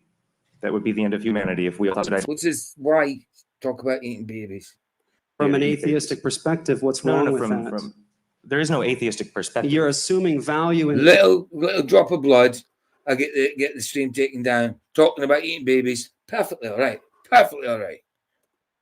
dignity in these human beings that you're saying we ought to protect. No, Now, no, as a no, I said- Christian, real fast, as a Yeah. Christian, I can justify that claim of human value and dignity in babies, but you're assuming it. I'm asking you to provide a No, I'm- justification as to why it's wrong to eat babies from an atheistic perspective. Okay. Give me a So- justification. Great. So three things. There is no atheistic perspective. Being an atheist. Are you an says- atheist? Yes. There is no atheistic perspective. There's. Are you giving me your perspective? I apologize. Every single time, Would you like the to middle have of my him sentence keeps answer the interrupting the question, beginning of Jeff? yours. Please but- be considerate and let him but answer. This the is my question. time to ask questions. Your Yes, time but to you have- answer. That's a lot. And my little my sentence was interrupting and speaking at yours. I like the sorry. I'm sorry to be talking while you interrupt me. I prefer that one. To give the time to him Okay, to okay. answer the question. Go ahead, please. I said nothing about values. I put it so simply as we do not eat babies because we would be no longer. If we And what's wish, wrong with that from an atheistic perspective? That's what I've asked you a second Okay. time now. so I'll answer it this time. Yes. Okay. Okay. Good. There's no atheistic perspective. The fact that I do not believe one's claim that there is a supernatural God of any sort Yes. does not guide my morals in any way. The implications of a scenario where there is no God are huge. They're huge in morality. They're huge in logic. They're huge in the way that one operates their life. So, of course, there is a perspective on life in the absence of God that one has as an atheist. Of course, there is an atheistic perspective. This is something I've never understood as often as I've heard it. That being said, let's dive back in. So your beliefs, your worldview does not guide your living My in the world. worldview, yes. The fact that I'm not convinced that any supernatural being exists has nothing to do with it. Okay, we've evolved in a purposeless, cosmically purposeless universe. And now here we have babies. And you're suggesting that we should do good to these babies and not violate them and hurt them. Yes, yes. In a universe where there is no God, no ultimate standard of justice, I'm asking you to provide me an intelligible answer besides just preference, because I don't want to, or we would die. I didn't that give preference. That provides the preconditions necessary for intelligence. I understand where the question's coming from, but to use that scenario, eating babies, I think is a bit mad. But yeah, I get what they're trying to say without a doubt. Where do you get your morality from if you don't believe in God and stuff like that, and yet you're an atheist? Where is your morality coming from? Why is it okay? Why is it not okay to do that? If your morality is not coming from the same morality as God, as God's morals, you know? Eligibility to make that claim mean something. Your claim is that there is no God, no ultimate purpose, meaning governance I in the did not universe. claim there's no God. So you're saying, as an atheist, you accept God's existence now? No, I'm not convinced that one exists. That's not a Okay. claim that he does So- not. so in a Saying universe- then, you didn't claim there is no God, but you don't think one exists. What is your claim then? Wow. Where we used to be fish. Why is it wrong to violate a baby? And don't give me, and this is what I'm not looking for. I'm looking for a justification. I'm looking for a fish have babies. justification. A justification that satisfies the preconditions of intelligibility, not a mere claim, not what you think we should do, but what Do you want me to provides that justify justification. intelligibility, or do you want me to tell you why I don't eat babies? A justification from an atheistic perspective. Okay. I have a question. He just said there is no atheist perspective. Let me Okay, chime I in with have a to again question, if say, you don't just you actually have to face the music of that. Yeah, Barbara, absolutely. They groom people to accept everything is disposable, including human life. If you believe life is truly sacred anymore, absolutely, definitely, without a doubt. That's never true a word said. Everything is disposable, you know. Life is disposable. You people are disposable. Use people as you want them. You know what I mean? That type of their morals, you know what I mean? Individual morals for each individual person, stupid. How can morals be orientated from each different person's point of view? Silly. Some people like are different from others. You know what I mean? Like, it's okay. Like, that's what Ben Daw thought, you know what I mean, when in that debate with Flats talking about morals. It was just Brenda's morals was just like, to me, it was hedonism. It was pure gluttony. You know, it's about me. It's do what thou wilt. You know, who said that? Who said that? Alistair Crowley, do what thou wilt. Was he a cool guy? No, he wasn't a cool guy. Check him out if you've never checked him out. I think everybody here would have. But if anybody comes across this, check him out if you haven't. You know, not a good dude to follow. That question, and it's a very, very important question because it's the distinction between just what do you feel or think is right or wrong versus can you now actually support that and actually intellectually justify those convictions that you have in an atheistic worldview. That's what he's asking for. Is not what do you believe is right and wrong, because you can obviously arrive at right conclusions. What he's saying is, give me your premise, give me your logical groundwork that your conclusions are predicated upon in an atheistic framework. That's the penetrating question being asked here.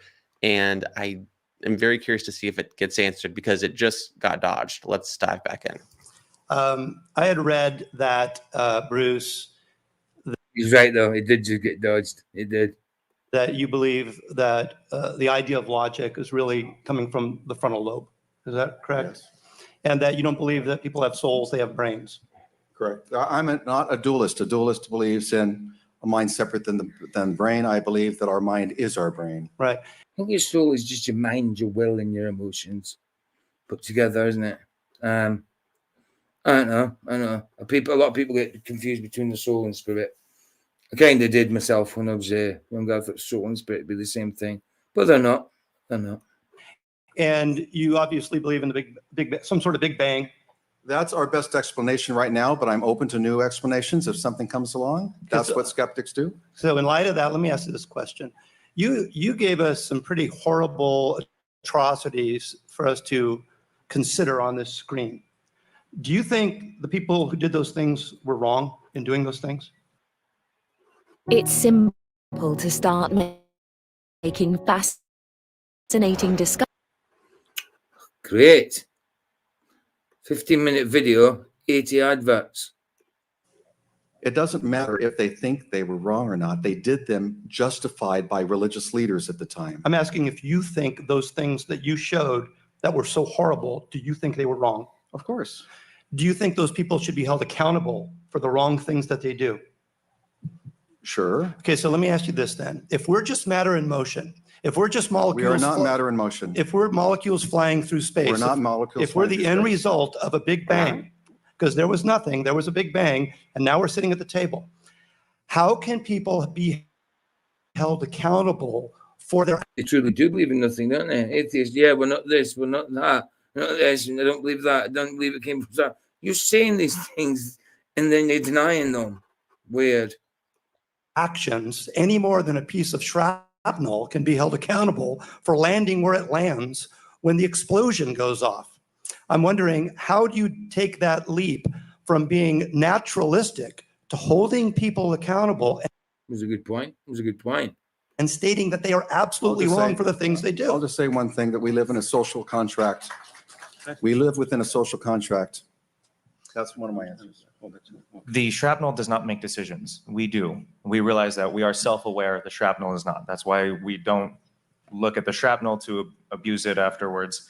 We look at the humans that made the decisions and fire the shot. Right, but if the mind Right. is And just mechanical. where do you get the morality then to blame the human instead of the shrapnel if you don't have godly morals? Where do they come from? Can't come from you. Well, they shouldn't come from you. Mechanical, if it's just something that is material? Sure, and we don't need to I get mean, into... do you see the difficulty? No, because No, I don't. And I'll Because I go think ahead. people would No, see the yeah. difficulty there, but maybe Let's- you don't. right. And I think it's kind of obvious. 2 minutes. Yes, the reason that we do govern ourselves, that we do live in the social contract, that we to just avoid all of the obviousness that we are a social species, that we are tribal in nature. We do come together, we protect each other, we want to live, we have a desire to sustain ourselves. Avoiding all of the obvious. If you don't mind, I'd like to get my question in. Avoiding all of the obvious along those lines. There are actual rational reasons. We can use empirical data to show. If I believe what if I'd be blooming scared to die, you know what I mean? Hi, Mike. Oh, hi, Mike. How you doing, man? No problem. I don't know what you're thanking me for. I shared your video earlier. The one with the billboard in the car. No, excellent, man. Excellent job in the car. Brilliant. Love it, man. I was just singing your praises again, dude. That not a lot of people go out and do and what you do. You know what I mean? I appreciate what you do, man. Every time your name comes up, you know what I mean?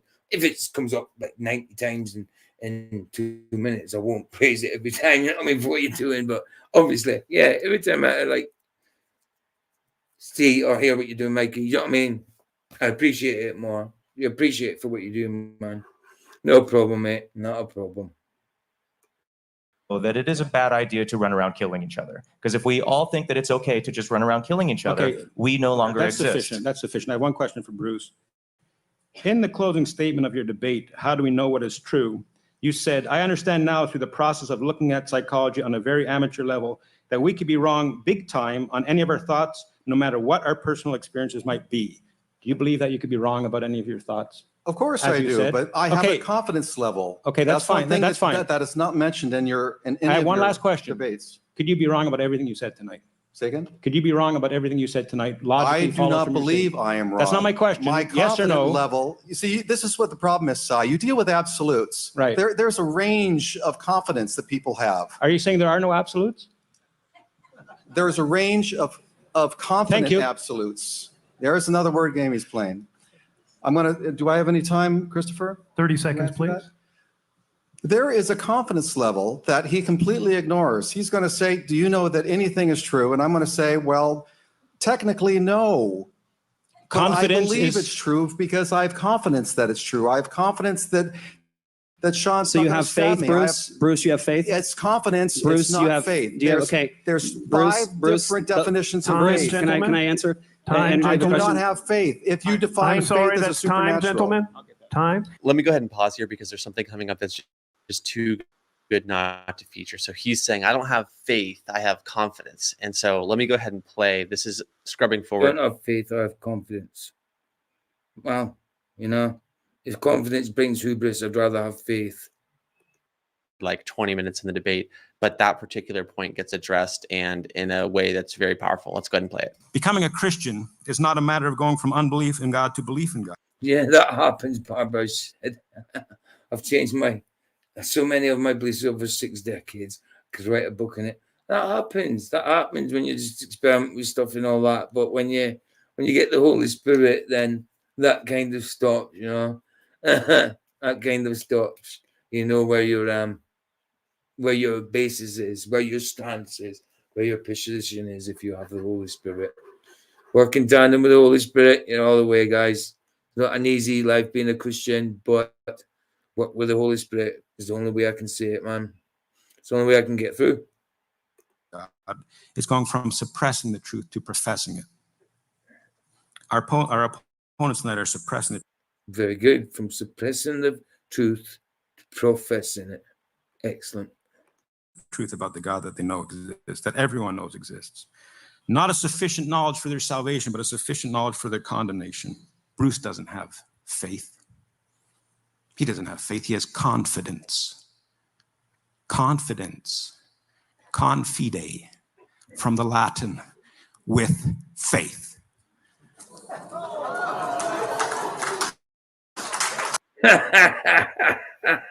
All of it. All of it. Is that the mic drop? Oh, that's the mic drop. Pretty tough moment in a debate. But when you die, you go to another life. Wow. Maybe heaven, maybe purgatory, Wow. maybe hell. These are the kind about winning. I might not have that's in a 15-minute video.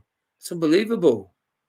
Even though that was a winning moment, it's really not about winning the conversation, winning the debate. It is about winning people's souls to Christ. It is about actually. That's it. That's right. Winning people's souls to Christ. The debate. It's not about winning the debate itself. It's about getting the truth out, whether you win the debate or not. At least if people hear your arguments, they get to choose what they want to believe or what they've been not inclined to believe. It's the wrong word. Well, when they see what's being professed, you know, it changes their mind. It changes their mind, you know, and especially once you have the Holy Spirit, you know, you do the U-turn. You do a complete U-turn, and you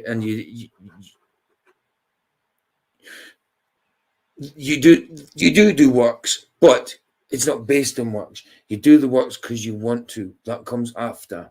You're saved by grace first. Works comes later. Works does not save you. Works does not save you. But that does come later. Getting through these where you want to do the works. Philosophical and apologetical issues as stepping stones toward the ultimate goal, which is literally relationship with God. We are all in his image. We're all. I can hear Vicky snoring and coughing. I'm sure she's not getting up loud. I'm sure she's just rolling about in bed.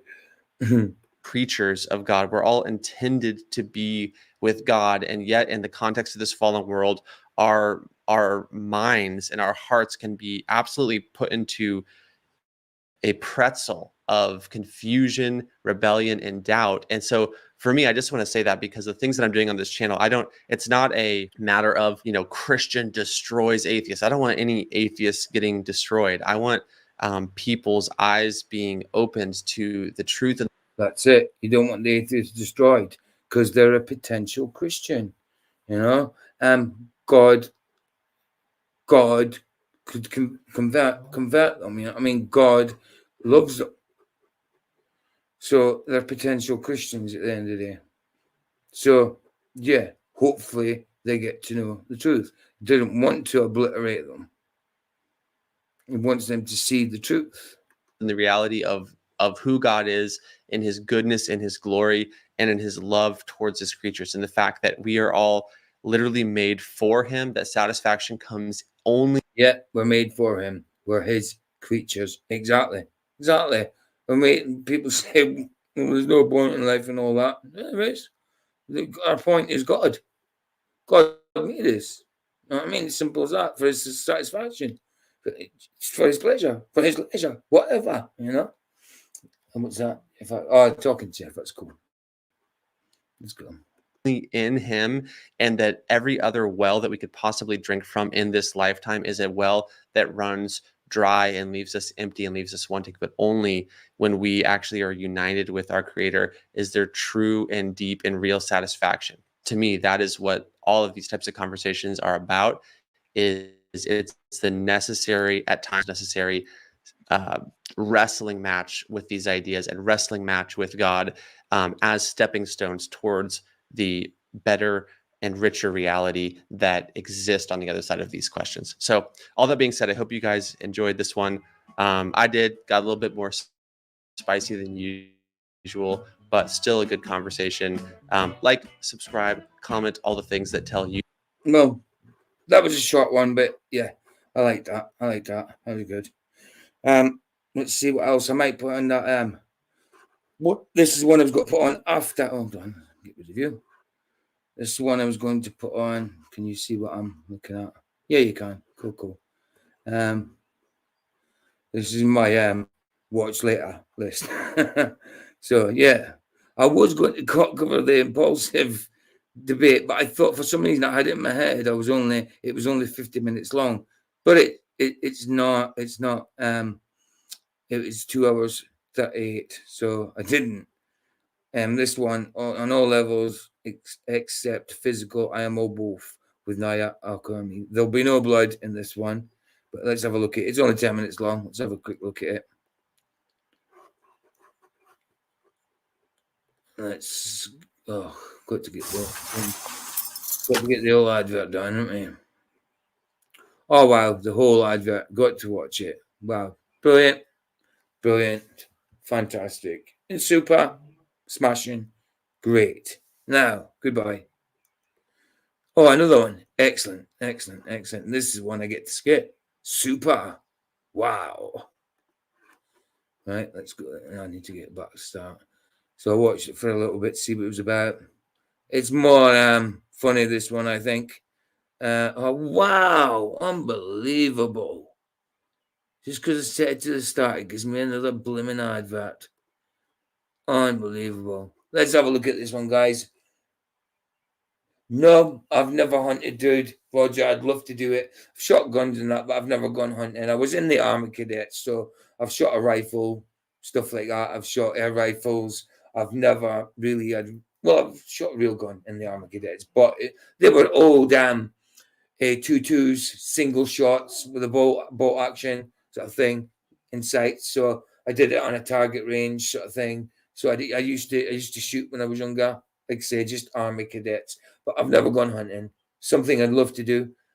Definitely, Vicky spoke about it because she lived on a farm where people used to go hunting and stuff like that. Jeff says, come here to meet the maker. Most don't recognize him when he I can't see that word because of the blooming heart. It does my nothing. Catches you, he throws him back, PJ. He is a fisher of men. Absolutely. Fisher of men. And that's what we are. Fisher of men. Do you know what I mean? I'll come with me and I will make you fishers of men. Yeah, man. Absolutely. So have a look at this silliness. Think they're wolves.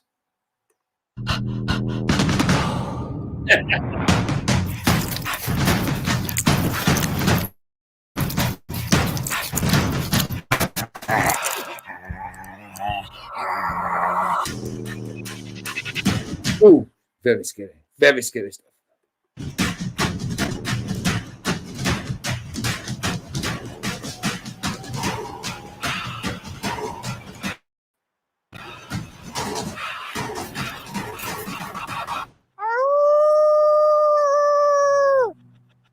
Well, at least this wolf's not a biped.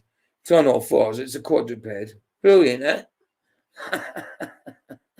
The Wizard of Odd TV. Excellent. I am Naya Okami. You may know me from the meme on all levels except physical. Sorry, I thought this was a female. Am I mistaken? Am I mistaken? Wow, I don't know what's going on. I'm a wolf. When I first realized that I was other kin in Therian, I joined a website for it called Werelist. I wasn't exactly welcome. How mistaken was I? Excellent, excellent. I thought it was a. So not only do you think they're wolf, but you think they're well, what was I say? I don't know. I don't know what pronoun you want. Female, maybe? Female. You're going from male to female as well as human to wolf.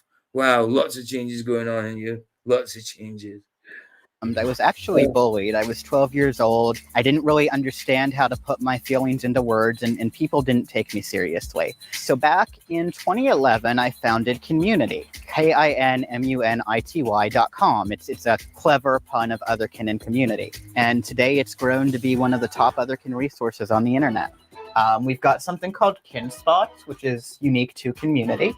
This allows members, we only allow adults to do it. If you're under 18, the function will not work for you. It lets you put your zip code on a map so people can find other kin nearby them. So the eastern US, I noticed looking on the kin map, tends to have a huge concentration. Yeah, definitely. Mud Fossil University does great videos on giants. He believes in an heliocentric world, but yeah, when it comes to the giants and that, and some of that stuff, I think he's good with. I do think he's good with, but when it comes to the heliocentric stuff, because obviously he looks at rocks, moon rocks, and stuff like that as well, and alleged meteors. So I think he still believes in a heliocentric world, but heliocentric model. But yeah, definitely when it comes to the giants and that, really good stuff. Really good stuff. Of us. We need to invade the West. Where are my Western Otherkin at? So in addition to being wolf Therian, some fastest typing wolf in the West. Wow. Wolves, man. Possible flaws, opposable thumbs and everything. Brilliant, brilliant. Love this wolf. have used the term hacker to describe me. I enthusiastically correct them and call myself a security consultant. But that's kind of my other passion. Hacking isn't like the movies. Programming is not like what you see on TV. I present to you what you would see on TV. There you go. Every geek knows about this thing, this Hollywood program, right? It was made as a joke to be able to simulate what was on TV, and then movie production companies started using it as background. Like you might be watching NCIS or something, and this is what you'll see on their screen. But it's old. It's every geek knows about it. It's an old joke, but I still find it hilarious. I don't get what's funny. I don't know what was laughable. I didn't understand that at all.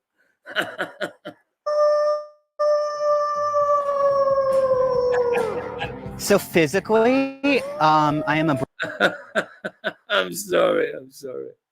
British Columbia wolf, black fur, amber eyes, and the reason I know this is when I dream. You're a wolf, but you're wearing a dog collar. I don't know many wolves with dog collars, they're wild.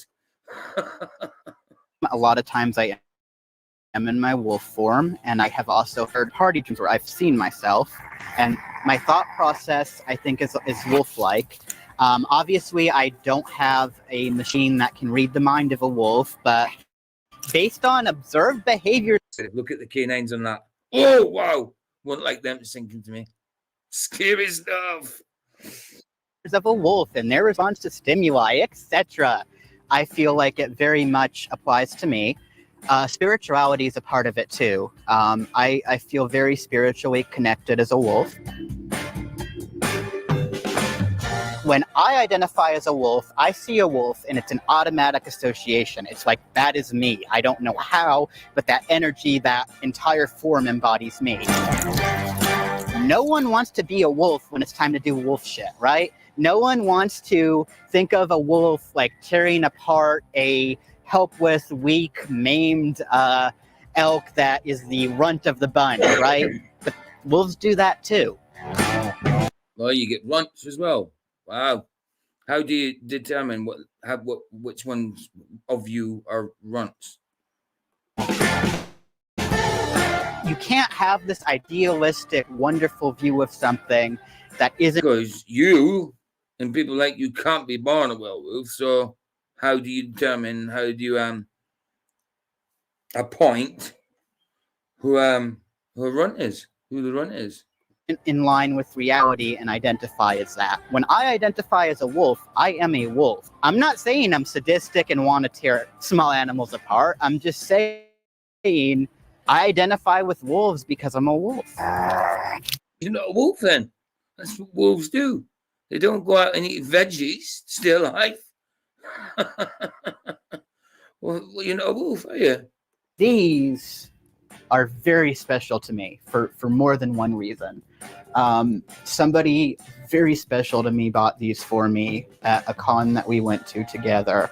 And they represent me as a wolf. I have black fur. This is black fur ears, black fur tail. It's nicely made. It was made at a con by somebody who takes passion in making them, by an actual artist who likes doing what they do, versus these cheap, mass-produced tails that fall apart that I bought at Spencer's. I don't dress. Or cheap, mass-produced tails that fall apart. You know, like yeah. So you know your retailers for tails and stuff like that. Retailers, you get it? You like jokes? You get it? Retailers. Up like this every day. I have a job. I have a life. I have to be professional. You know, a lot of times, yeah, I'll wear a wolf shirt or wolf jewelry, but you know, I'll leave the ears and the tail at home. If I'm with friends or out in the woods. These ain't wolves in sheep's clothing, guys. These are wolves in sheep's clothing, with wolves clothing as well. Yeah. So you got your double. Sure.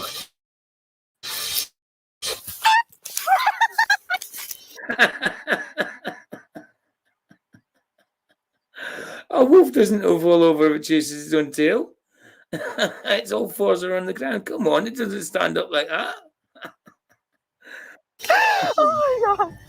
So when I'm out in the woods, I am like completely free. Like I can run, I can howl, I can bark, I can growl. I could literally do every little wolf expression and just like release all the caged feelings and emotions. Like there's no one here to really judge me. There's just other animals who would react to me the same way they'd react to another animal. And in fact, you know what? Another animal. How would you react to this one? Say hello, Wolfie. Hello, Wolfie. No, this is Minnie, not Wolfie. Bijon Freeze, and not a wolf. Not a wolf. You good girl. You've been a good girl. Good kids. Good girl. Okay. And you go. There you go. So cute. I'd show you guys.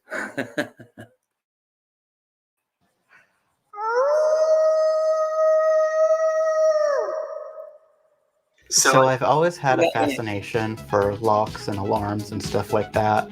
Like ever since I was a kid, probably 8 or 9 years old. I've had a fingerprint lock on my door literally since I was 10 years old. This isn't the same lock. I upgraded, but... Wolves think about locks and things like that because for their safety, obviously, you know. I think a lot of my lifestyle is human. Against your predator type wolves, because this wolf is obviously not predator type, you know. Yeah, so it gets locked up, you know, with the best locks ever against the predator ones, you know. As it is, does tie into my theory and identity. You know, a wolf really wants to protect its den. I want to protect my space. I do a lot of things that may seem very human on the outside that I can equate back to this identity as being a wolf.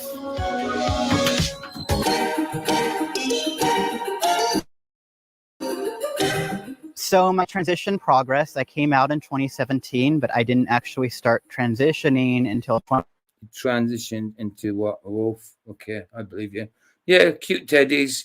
I think maybe you were bought too many teddies and were influenced by fluffy toys. You know, you were influenced by fluffy toys to become a wolf. Weirdo. 2019 on September 14th. I filed my paperwork. I went to the newspaper. Oh no, you don't need a full moon nowadays, Roger, to howl that. They just howl. They just howl, just for the sake of it, you know? Don't have to be a full moon. No, it could be the daytime, it could be a sun, anything. Just howl. No. Just try it someday, Roger. Just howl. Just howl up and maybe you'll get it in your heart to become wolf-like, you know? Just start howling. You'll get into it, man. It's groovy. I'm sorry. I'm full of crap. I did all the steps, and I am legally going to be Naya Okami, and that's going to be amazing. I have my appointment scheduled for hormone replacement therapy. I've been experimenting. True. Papa says at least going to a wolf. He doesn't need to cut his package off yet. He still fits in with the weird toys. Yes, absolutely. And you know, you see this all the time in nature, don't you? The wolf pack. You see the leader of the wolf pack. You know, you always see him going up to the mirror with his lippy and stuff like that, and touching up his lips all the time. That's what happens with the main guy in the wolf pack. You know. Makeup. That actually looks really good. I don't usually put this much on, but I kind of like it. I kind of do this wolfy style, if you can tell. I try and make it look dark and kind of like mischievous. Anything on a computer. Anything under the computer. No outside makes Jack a dumb boy. Yes. Makes Jack not a dull boy, but a dumb boy. Absolutely, bro. Yes, mysterious. I'm still new. I need some tips and stuff, but I love expressing You're myself. still new. I mean, come on. You're putting on makeup. When do wolves do that? No, they don't stick on lippy. They don't wear collars with a bone on it. You're saying you're a wolf when you're acting like a dog. A dog, not a wolf. Apart from the howl, of course. Even dogs howl. But you know. Oh, what was that? Ramsey's Kitchen Nightmares. Lovely. Do you know that's mad? Do you know when I leave my YouTube on, and I'm watching whatever I'm watching, and if I fall asleep while I'm watching that, when I wake up, it's always Gordon Ramsay's Kitchen Nightmares that's on. I do not know why, but every time I wake up, when I've been watching something, if I fell asleep in it, when I wake up, Gordon Ramsay's Kitchen Nightmares. I'm the black sheep dressed as a lone wolf. I don't do pack cults of idiots. Yeah, like I said, wolves in sheep's clothing, in wolf's clothing. This way. My facial fur, ironically, being a wolf, I don't like. It makes me really dysphoric. I shave a lot.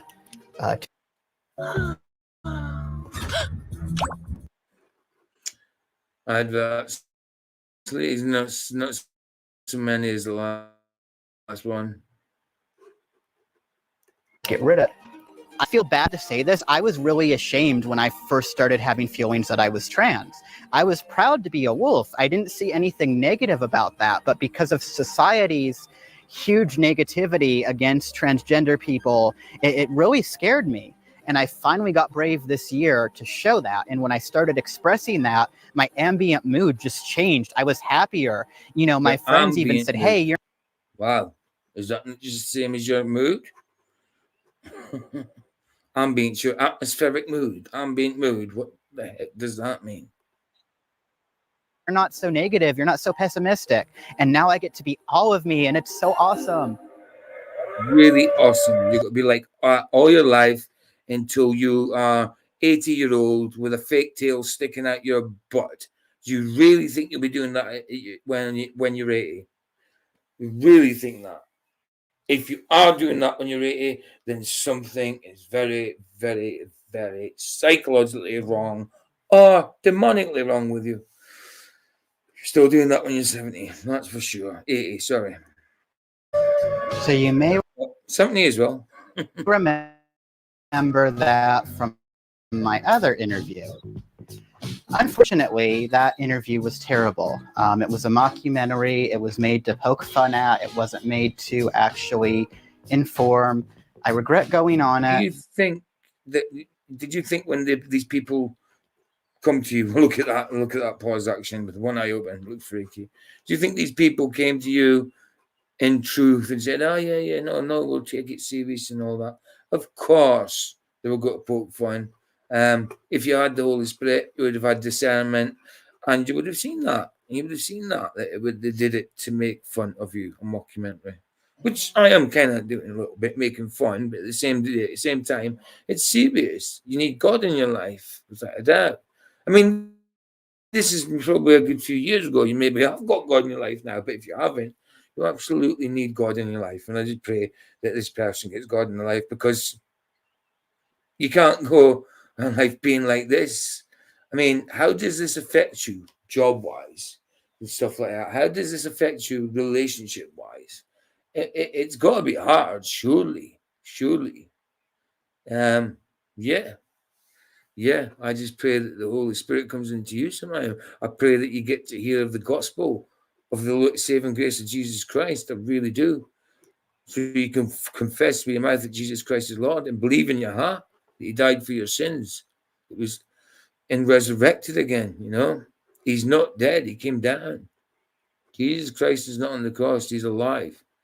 Like I always say in my ticker, Jesus is the living word of God. Jesus Christ is God. I added there, Jesus Christ is God, on a couple of streams ago. But I used to just have Jesus, the living word of God, which He is, and Jesus Christ is God, which He is. But I used to just have the first part, as you know. But I added the second part. I like the second part too. I made a bad impression, a bad representation of myself, and a bad representation of the community. Barbara says, I'll bet he gets invitations to parties, weddings, kid parties, especially all the time. It wouldn't surprise me. He's probably on YouTube and does what do you call it? Cameos. Probably does cameos. Community. What I don't apologize for, though, is for being open about who I am. I am Therian. I did say that, Barbara. I said exactly the same thing. Creepy pause like that. And I don't feel, if I'm living a productive life, right? If I'm healthy, if I'm working, if I'm contributing to society, if I am something and express something that's hurting nobody else, I don't apologize for that. And I don't think anybody should have to.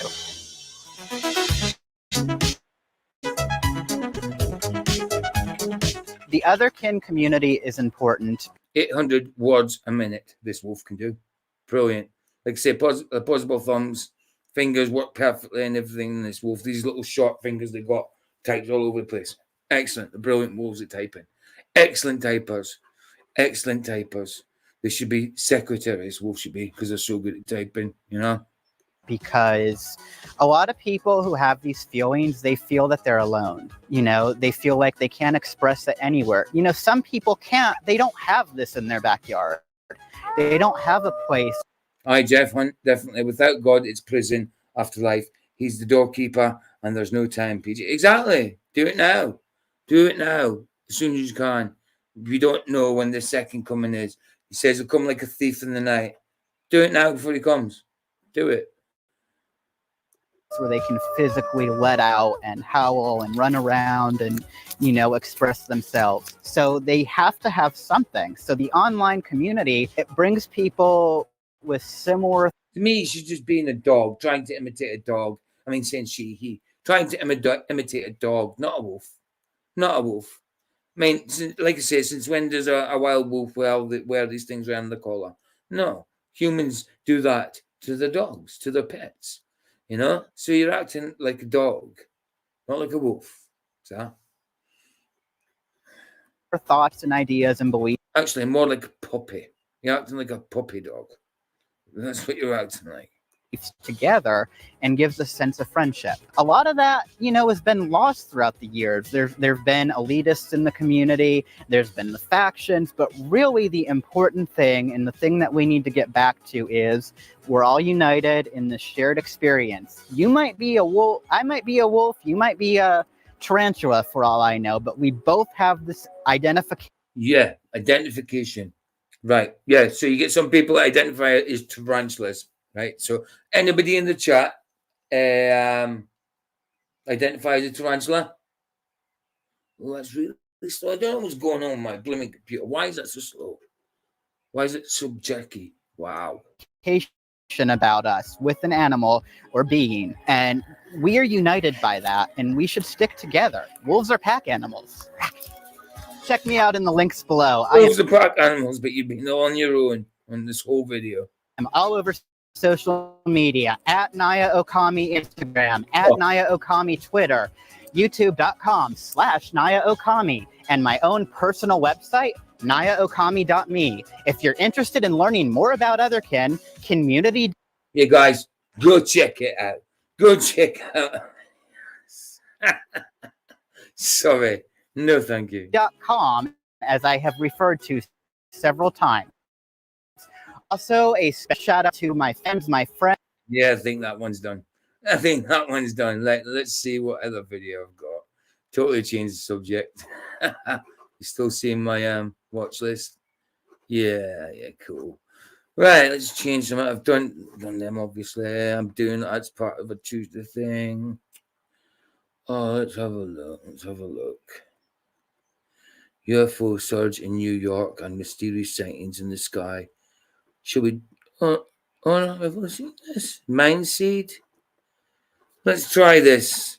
See how rubbish this is. Let's have a go of the UFO surge in the New York and mysterious sightings in the sky. Have I already played this? I've played it because it says it's there, but I haven't played it live. I'm sure I haven't. Let's have a look. Why are you way up there? So, what's going on? Wow. It's taking its time. It's being silly. It's being terrible. Oh, wow.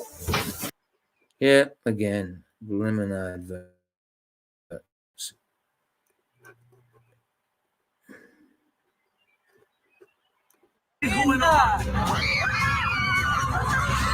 And are you seeing this? What is that? Mystery in the sky. We're searching for answers after something shot across the sky this morning. The fuck? Whoa. What the hell? Aliens?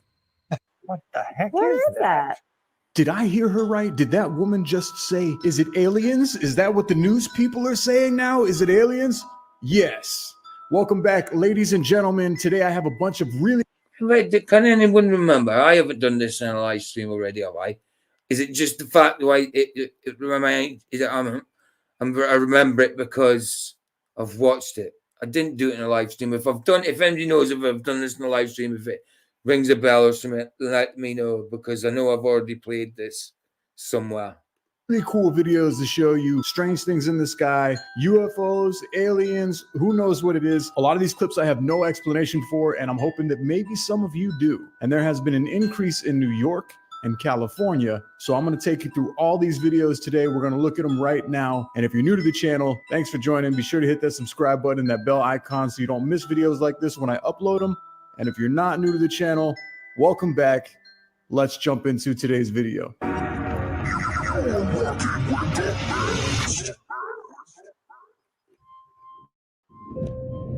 So yeah, this is Main Seed TV. Let me just check the put the link in the chat so you've got it just in case. So I know I think I've seen bits of this, but I hope I haven't done it in a live stream already. I don't think I have, but you get that sometimes when you're not sure.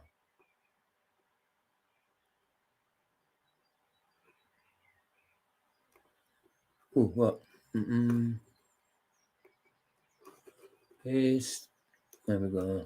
Then, yeah, Jeff Gossett said, PJ, go to C.Windows,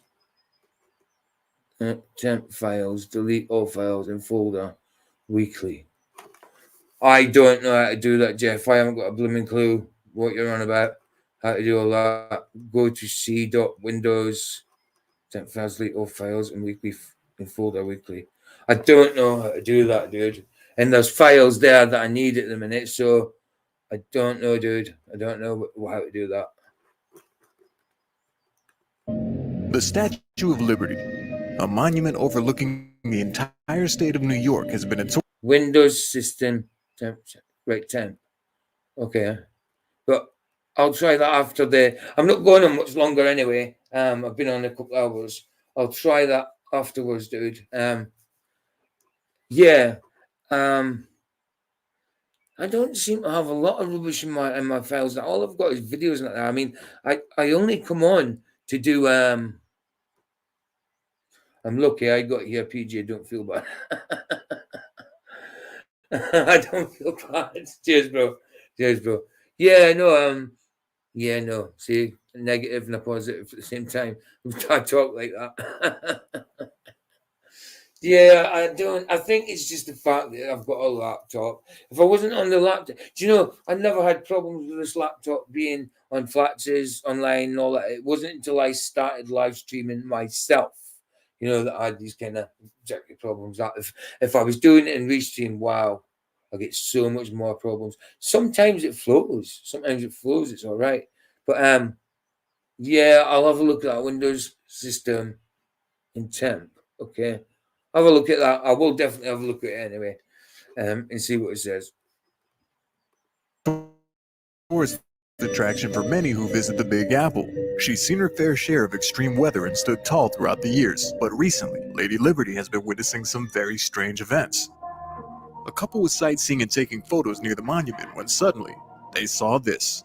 Several bright lights which appear to be rotating behind the statue. Obviously, a lot of these are they're fake, but then obviously as well there are lights in the sky that people see and they think they're aliens or UFOs or whatever. When it's not, it's just things getting tested out, or them trying to scare us. It really, really could be. Jeff once says, "I still adjust my rabbit." I still adjust my rabbit ears. I love it. I love it. And you're probably still looking at the last video. The closer we look, the more the lights appear to be all connected to one much larger vessel. They even appear to be in a triangular shape. But what makes this even more interesting is the video was allegedly taken the same day that lightning struck the torch of the statue. Could this strange sighting in the sky be somehow connected to the lightning strike from earlier? Possibly. But nonetheless, what kind of aircraft that you know of moves like this? It's much too large to be a drone, and the movement of the object doesn't seem to be a plane or a blimp. What do you think this was? Let me know your thoughts down below in the comments. Lights in the sky, maybe? From something? Not a UFO. Well, it's a UFO maybe because it's unidentified. But it's not aliens, that's for sure. While walking home from work at night, a man notices something extremely odd over the Pacific Ocean. No, dude, what is that? That totally sounds like something that Colton and I would say when we're traveling. No, dude. No. No, dude, what is that? A strange bright light illuminating the entire sky with what appears to be a bright beam either shooting up from the ocean or down from the sky. Dude, that's gonna freak out so many people. Look how bright it is. Oh my gosh. What do you think this could be? Personally, I've never seen anything like this, and that's why I wanted to share this video with you guys. Maybe this was some sort of building structure. And in chat seen anything like that? I have no idea. No idea what that is. When you can believe he was told it was. Oh, you're talking to each other.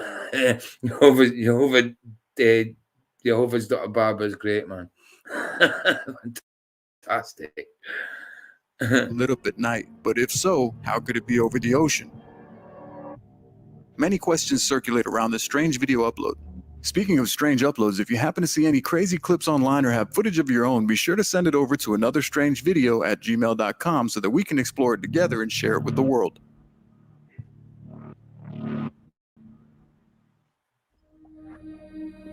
A man looking out of his window in New York noticed notices three strange lights floating past moon orbs. Now a lot of people do see orbs. I mean, there's one that video, probably about 7, 8, 9 years old now, where I don't know if it's that old, maybe 7 years, where there's orbs near the sun, some kind of other orby type stuff that you can see in different places, it's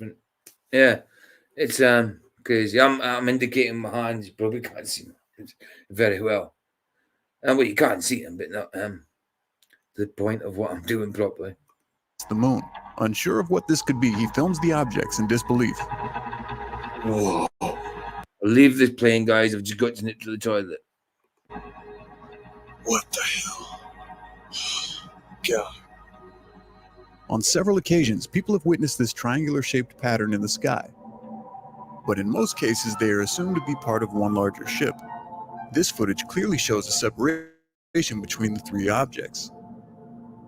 While this clip was short in length, it was still something very unusual and interesting to see while looking up at the night sky. So what do you think this was? A group of people noticed something strange up in the clouds in the night sky. What is that? What appears to be a rocket or a spaceship of some sort can be seen entering the atmosphere. But then this happens. To the youth of Britain, think that buying your first home is impossible? You can't afford to buy a property with the cost of living and housing crisis? But what if we told you there's a way to turn the impossible into the possible? As a first-time home buyer, there are many ways you can... Wow, sorry about that. Sorry about that. Sorry for the advert thing. I was in the toilet.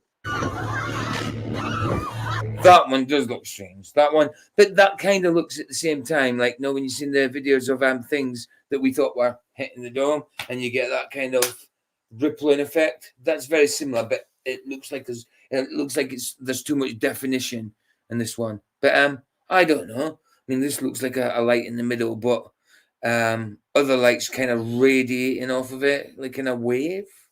But yeah, we don't know what it is. We don't know what it is. Kind of like we smoke. I don't know. Okay, that is a Wi-Fi symbol. You know it, I know it. I think that's Elon Musk giving everyone in the world free Wi-Fi now. No, but seriously, what is that? Have you ever seen anything like this before? I haven't, dude. I really haven't. And if it really is, it's strange, but there's definitely an explanation for it. It's not aliens, that's for sure. Now, I know that some shuttles have thrusters that can control the direction of the ship, but have you ever seen one emit so many pulse-like waves around it in all directions? No one is quite sure of what this was, but it definitely put some people on high alert, and I'll admit, you don't see something like this every day in the sky. So what was it? Was this SpaceX or something more advanced? Let me know what you think this could have been down below.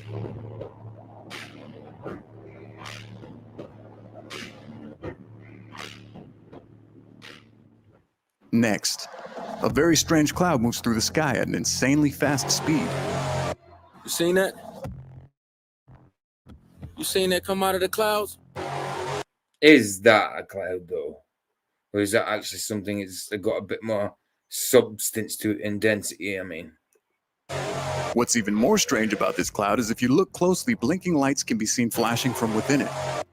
Could this be some sort of futuristic cloak being tested by the government? Anna, you see this? What is that? Is that a bird? Is that a plane? No, kids, it's super cloud, just flying through the sky. Because that's normal. Many uploads of this video have been taken down, leading me to wonder, could this be something they are trying to hide or don't want the public to see? Look at that shit. I am zoomed in. Let me know what you believe this is in the comments down below. A fancy Photoshop trick or something out of this world caught on camera? A group of people gathered in the street in New York City are all looking upwards towards the sky. Even the news reporters had no explanation as to what this was. Three white sphere-shaped objects appear to float still above the clouds. So what is it? What we're looking... How do you know that's sphere shape with that kind of resolution? I mean, I know people are there, but you're someone partner, how is that sphere shape? I don't think that's sphere shape whatsoever. It looks like lights. Can't tell whether lights sphere shaped. Looking at balloons. Who has binoculars? Can I see them? I can't see. Did you get a close up? Classic New Yorker for you right there. I like how this dude just walks up and he's like, yeah, so what are we looking at? What do we got here? Like he knows everybody that's just standing there. I can't see it. Can I hold those binoculars? Let me hold that real quick. What are we looking at? Like, sir, did we not learn anything from COVID? And yes, I still have to censor words like COVID because yeah, I know the feeling, dude. I just had a little blood on my stream and I got it's suspended. Crazy. I don't know what's showing when you watch it back. I don't know if that shows or if it just shows me looking about what's going on. How come it stopped? I don't know. I don't know how it works. That's never happened to me before. And I like to say I'm quite new to streaming. YouTube is fucking ridiculous. Yeah. As more people arrive, they realize that there are more than just 3 objects.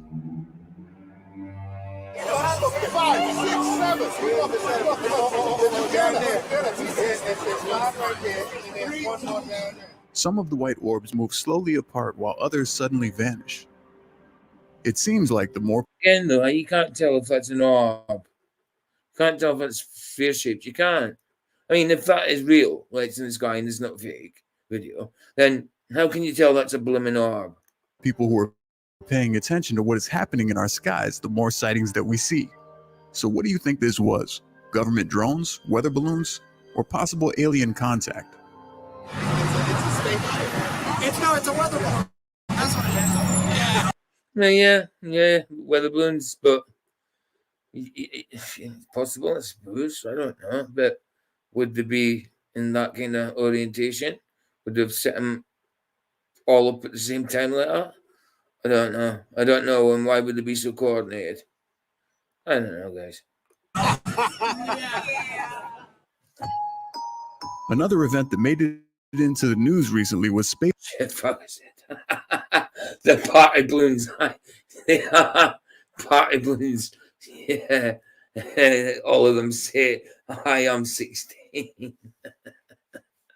Wow. 16th birthday party balloons going flying in the sky. Space debris falling over California. Yeah. Oh, sugar. Sound of creation. The ancient Egyptians understood that they could use sound. Excellent. Many news reports did not have an explanation as to what this was. Mystery in the sky. We're searching for answers after something shot across the sky this morning. Celestial events happening this month in April, the eclipse, and a comet that is viewable with binoculars. Most of it, definitely, Jeff. Most of it, I agree. Probably most of it's crap. But nothing about as what happened last night. Many people were caught off guard by the sighting, and hundreds of videos have arisen online of this strange anomaly. 1, 2, 3, 4, 5, 6, 7, 8 wishes. Do you see that? Turn around. I mean, it is always kind of the same, isn't it? You see some kind of thing in the sky, and there's voices in the background all saying, yo, it's a weather balloon. No, it's this. No, it's that. Yeah, man, what the hell is that? That kind of thing. So, yeah, the videos are kind of like that. You just see something in the sky and voices in the background. Yeah, I quite agree. They could be fake, without a doubt. Without a doubt. Could be all crap. What is that? I have no idea. The stars? A green light leading the fleet of lights flying through the night sky. What is that? I have no idea. Is it the stars? Well, just say publicly the whole fault to the earth, but I don't think that's them. What am I seeing? Some online YouTube professionals claim to have figured it out. They say it was part of a Chinese spaceship that disintegrated coming into our atmosphere, and it is rubble burning up from the ship. If so, Out of a Chinese spaceship. Okay. that would make sense. However, it has yet to be confirmed. We have reached out to SpaceX, and we are waiting for an answer as to what lit up the SoCal. That news report just seemed so set up. Yeah. Sky. If you live in California and you happen to see this, be sure to send it over to anotherstrangevideo@gmail.com. I'd love to get a view of what you saw. Yeah, it was falling, Jeff, but it's not falling anymore. So it must have already fell, and I missed it. I missed it because this is a recorded video, so it already fell, dude, and I missed it. I missed the sky falling. What the heck? No, never mind. I'm sure I should have seen that. Oh well, never mind. What is that, Dad? Oh, Yeah. no, Dad, the world's ending. Yeah, it's fake. What is it, Dad? Oh no, the world's ending, Dad. Not even scared. No, I'm just kidding. Oh no. Oh, he was just kidding. He was just kidding. During a routine nightly weather report, these news reporters were caught off guard when they saw this on camera. Are those fireworks? Oh, Aliens? I've seen this one, that's for sure. I remember a comment on this saying it looked like sorry guys, it looks like little tadpole spams in the sky. That's exactly what it looks like. Spams in the sky. Is this a joke? What the heck Where is that? You see it, right? I'm actually, yes, Okay. I do see it. Okay. And it's getting weirder by the second. I know. It's like they're sticking around. We're gonna do some Anybody? digging and figure out what that is. Are we rolling on that? What do you think that was? The fact that this was captured live on the news on national television leads one to believe that this footage must be genuine. However, what are these objects flying around the sky? There are so... Oh, sorry, Jeff. It said it must be genuine. Oh, well, you were wrong, Jeff. He says it's all genuine. Believe him, man. Believe him. Got to believe him. Got to. So many of them lighting up the night sky like fireflies. Even the woman reporting live on TV says, are they aliens? What are these? I have no idea, and neither do I. If you have any idea of what you think this might be sure to let us know down below in the comments.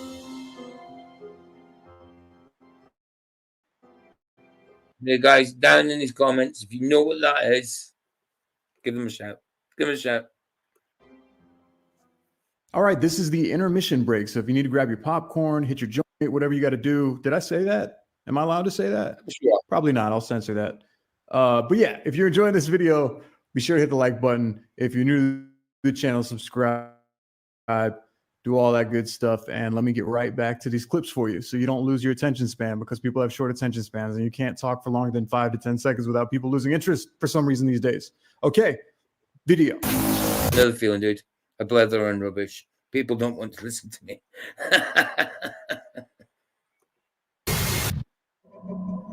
Driving down the highway in Arizona, a group of friends see a massive amount of lights burning in the sky.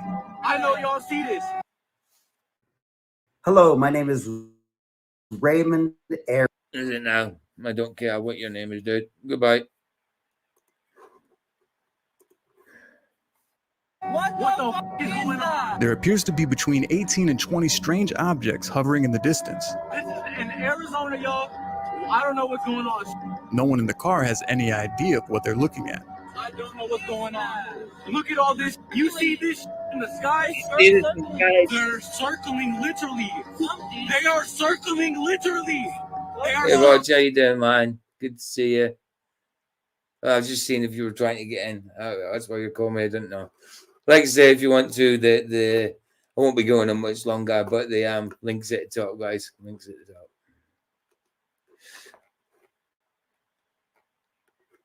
Literally. So I'm kind of having a hard time figuring out how these things are flying. Are they flying in a circular motion, literally?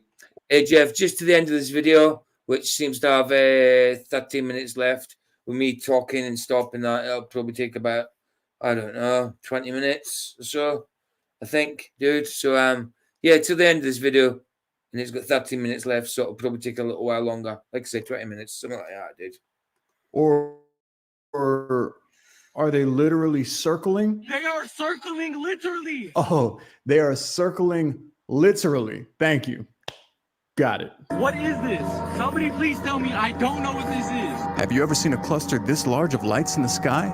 If so, be sure to let me know down below in the comments. Yeah, when the world's blooming ending. but I'm pretty sure this is not Starlink or SpaceX, so what do you think this could be? Not Starlink. That's for sure. This wasn't the only time something like this was captured either. Driving home one night from a party, a group of friends notice a bunch of bright lights burning in the sky. They begin to film, confused and amazed, trying to figure out what it is that they're looking at. Look at this. Look at this. What are the odds? What are the odds that these all these? Man, why don't people ever put the phone sideways so you get the landscape view? You know what I mean? We watch things usually in that widescreen kind of landscape view, but when we're on our phones, we do it lengthways, like a TikTok video. That's what I mean. I started doing that in my videos. I was kind of when the ones where I take stuff from TikTok and link them together and I edit them together. When I'm in them, I was filming myself on my phone, lengthways. You know what I mean? Then after a few videos, I just do it blooming landscape ways. You know what I mean? It saves me putting anything in the background when I'm editing it. Just I'm on the full length of the screen. Then when I do TikTok with videos, I have to put something in the background as well as the video because it doesn't cover the whole screen. And if you widen it to cover the whole screen, then it gets bigger, less resolution, and harder to define what it is. These lights are here a day before the hurricane. They mention to resolve what it is. it to be a coincidence that this is a day before a hurricane arrives. Here, I'm getting out of the car. Yeah. Could this be some sort of weird weather drones checking out the sky? Or do you believe it could be UFOs or alien spaceships probing our planet? Look at this shit, dude. That's it. That's it. It's alien spaceships probing our planet. Got to be that. It's got to be that, guys, because of all the space out there and galaxies and stuff like that. You've got Andromeda next to our galaxy. So if it's not in our solar system, it could be from Andromeda. Could be further on, you know? Yeah. You know, because how vast space is. It's very, very, very vast. Very vast. Very vast. So, like, they could have come from anywhere. This spaceship right there could have been traveling for, what, years to get here. Hundreds of years. They must have been in was it cryogenic chambers, asleep and frozen. Wow. Thank you for taking the time to come here, guys. Good to see you. Good to see you, alien dudes. I am. They're just glowing balls of light, bro. Also, why does it seem like a lot of strange sightings appear right before or during major weather events? What is the connection between the storm? Right, Jeff, anything but God, that is trickers. That's the one, man. That's the one. Anything but God. And that's what they knew. They don't need anything but God. Well said, Jeff. And that's what they need. Like I said, they just need God. Don't need anything but God. That's the one. Forms and the unknown objects being caught on camera. I'm sure some of you are going to say Project Bluebeam, but even so, how does that explain the multiple ships and sightings? Look at that, dude. They're not making any noise, too. And if you do believe that this is linked to Project Bluebeam somehow, I'd genuinely like to know how. Like I said, it's always with these, it's always videos of things in the sky with voices in the background. In general, you don't see Hussein. Sometimes you'll see Hussein and all that. But in general, it's just the video of what's in the sky with voices in the background. Could have easily been put in there, you know. It's always the same. Be sure to jump in the comment section down below and let me know. Yeah, that was weird. Dude. Oh, man. While observing the sky using a telescope, this person notices something. This stargazer. Here's the stargazer. Right, let's see what the stargazer sees. Very strange in the distance. What at first appears to be a star turns out to be something entirely different. The object looks like something out of this world and from a sci-fi movie. That just looks like the kind of things you get when you you're out of focus looking at a star or something like that. Or a so-called planet, which we call wandering stars. I don't know what you're looking at, but yeah, we get that. You get that kind of image looking at stars, I think. or wandering stars? It has a very odd shape and emits bright lights from all around it. Some people in the comments say it's an angel. Others say it's an alien spaceship. But maybe it's just a weird star. Let me know your thoughts down. Agree with you, Roger Ledwell. It could be. Absolutely could be a hoax. Without a doubt. But see, I'm saying this type of image here, this is the type of images you get when you look at so-called planets, our wandering stars. Similar to that. Very similar to that. Whether that one's real or not, I don't know. That's the kind of images we get. Below in the comments. Which kind of looks like they're in water, you know? Kind of. Yeah, that, weird.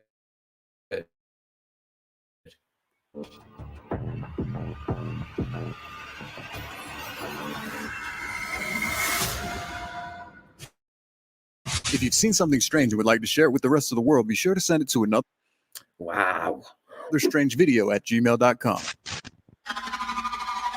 What in the ever-living is that?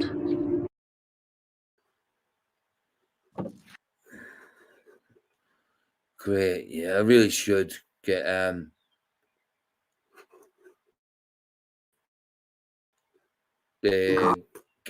premium. I really should. This man notices a very strange object rotating through the night sky. It glows orange and red, spinning forward in a circular motion. Oh my god. Like, I'm not tripping, right?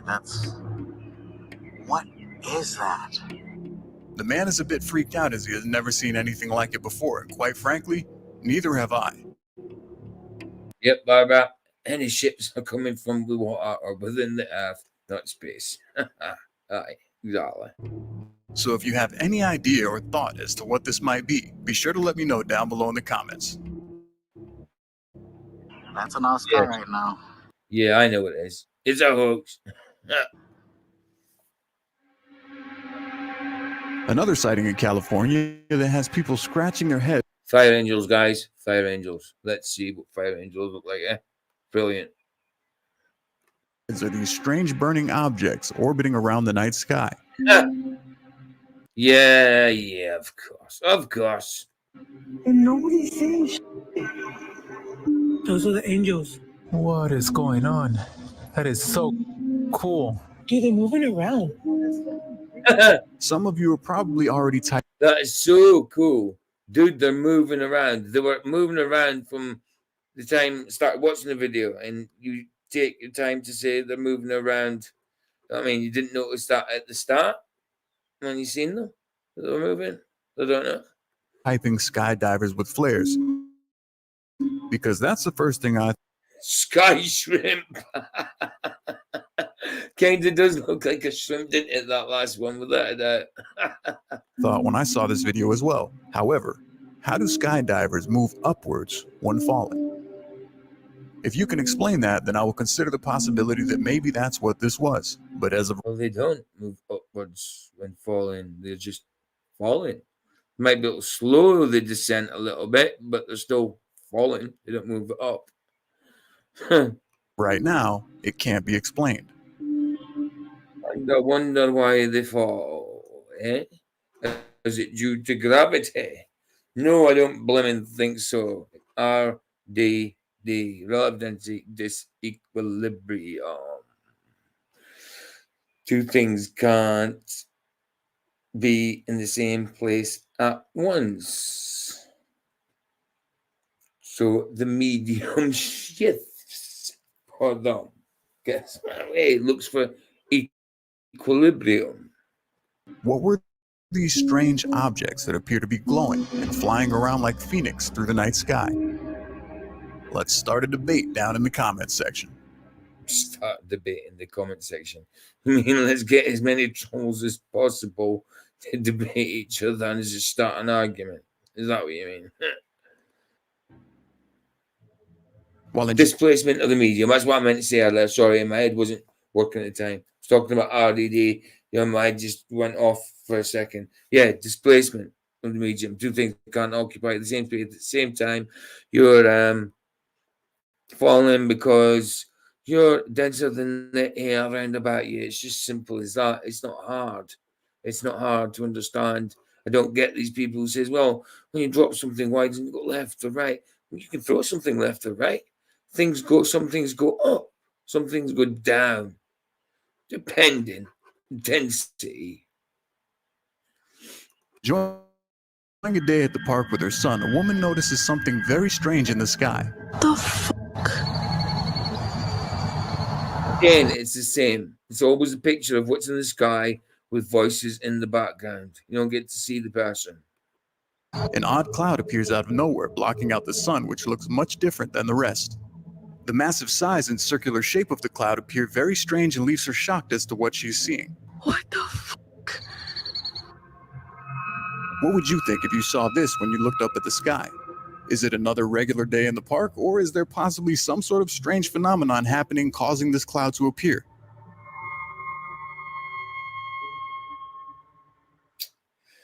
Wow. A family is filming their son playing outside at night in Turkey when they capture this.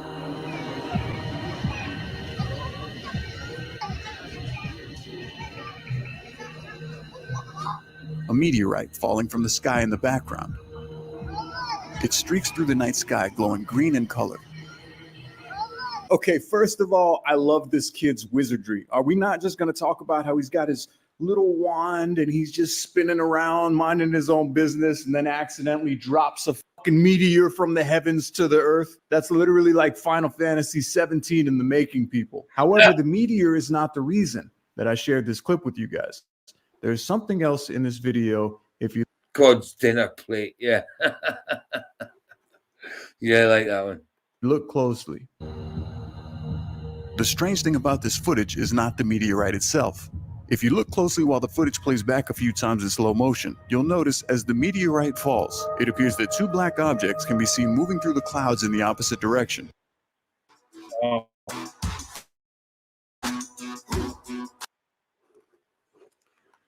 Women adverts, I hate it.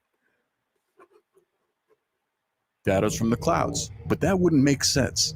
The placement of the objects behind some clouds and not others, and also if these were shadows from clouds, where are... I didn't see the black objects he's on about. I haven't got a clue. Going when the meteorite allegedly was coming down, I didn't see any black objects going, in the opposite direction.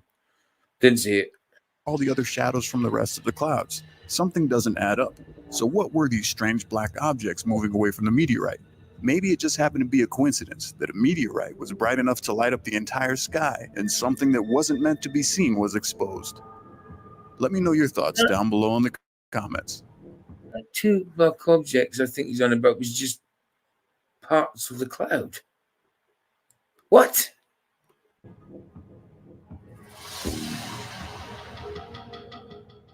So I feel like I've done this before, this video before.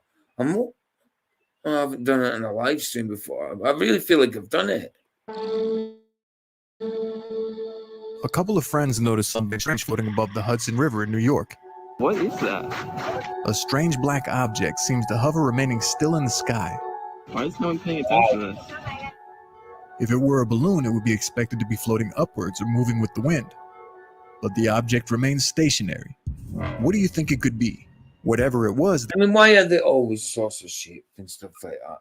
Is it maybe because that's what the films and movies portray them to be? I mean, even before anybody allegedly went to the moon and all that, they like even Doctor Who in 1963 had episodes where they were on the moon and pretend to be floating about and all that. So they had that in their heads already, you know, because of movies and what's been said, what we've been indoctrinated by. You know what I mean? So this is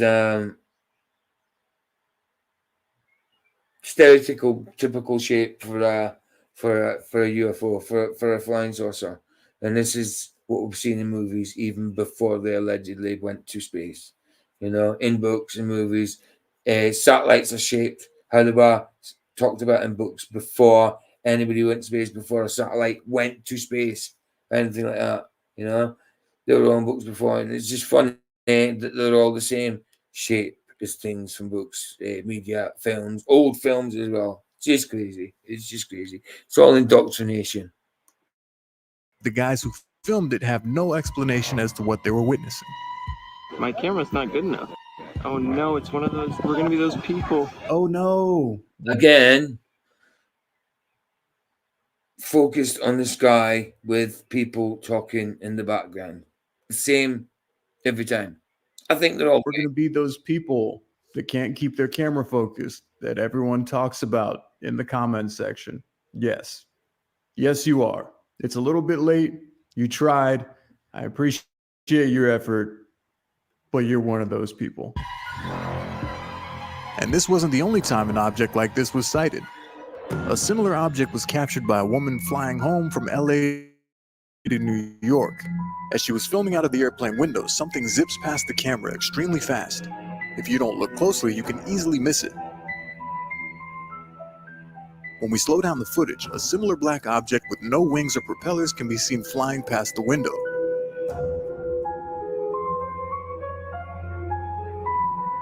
Thanks for that, Barbara. I've just subbed to that one. I'll have a look at it later. Bless you. Nice one for that. I know you were doing it for everyone, not just for me. I'm just saying, I'm thanking you. Thank you, Barbara. Like I say, I'm subbed to it. I'll have a look at it. So what do you think this is? Is it possible that this woman captured an actual... It's a flying cigar, of course. UFO hovering past the airplane? Let me know your thoughts down below. While sitting on her porch one night, a woman notices a strange pink light glowing in the sky. You guys, what is that? It's like a crack in the firmament. Oh! What the is that? Oh. Did someone say it's a crack in the firmament? But what do they believe the firmament is? That's the thing. What do they believe the firmament is? So is this like the new protocol now? Whenever we see something in the sky, you just take out your phone and you start filming and just repeatedly say, what the is that? You guys. Yeah, that's what I'm saying. Yeah, good night, Jeff, man. I'm finishing myself in about, well, this has got 5 minutes. So, yeah, 7 minutes or so. Yeah, bless you, man. Bless you, man. Nice one for coming. It's always a pleasure to see you, man. Always a pleasure. And thank you for the support, dude. Thanks for coming. Bless you, man. Good night. Guys, what the is that? What the is that? What the What in the ever living is that? What the is going on? I feel like it's right though. It's what the F is that? It's all fake, isn't it? It's all fake. I mean, some people see like some kind of lights in the sky, some UFOs in the sky that are real, definitely. I mean, they're definitely testing stuff out there that we haven't seen. You know, they might do it, I don't know, in nighttime. You know what I mean? For people to see, maybe because of an agenda of some sort. I don't know, you know? You never know. We're corrupt. The whole blimmin' world is corrupt and gay. It's gone gay, completely gay. I'm sorry. Kind of a common reoccurring theme, if you haven't noticed, in every single UFO sighting that we've captured. It's moving. It slowly passes as she records the video, but what could it be? What the is that? It's not a plane. She clearly mentions in the video it's not an airplane. And to me, it doesn't look like a drone. She believes it's a UFO. You guys, what the is that? That's a UFO 100%. What do you think? It came through a crack in the firmament, you know? Yeah, good night, dude. Good night. Thanks for coming. No problems, dude. No problems. Always good to see you again. Bless you, man. This could have been.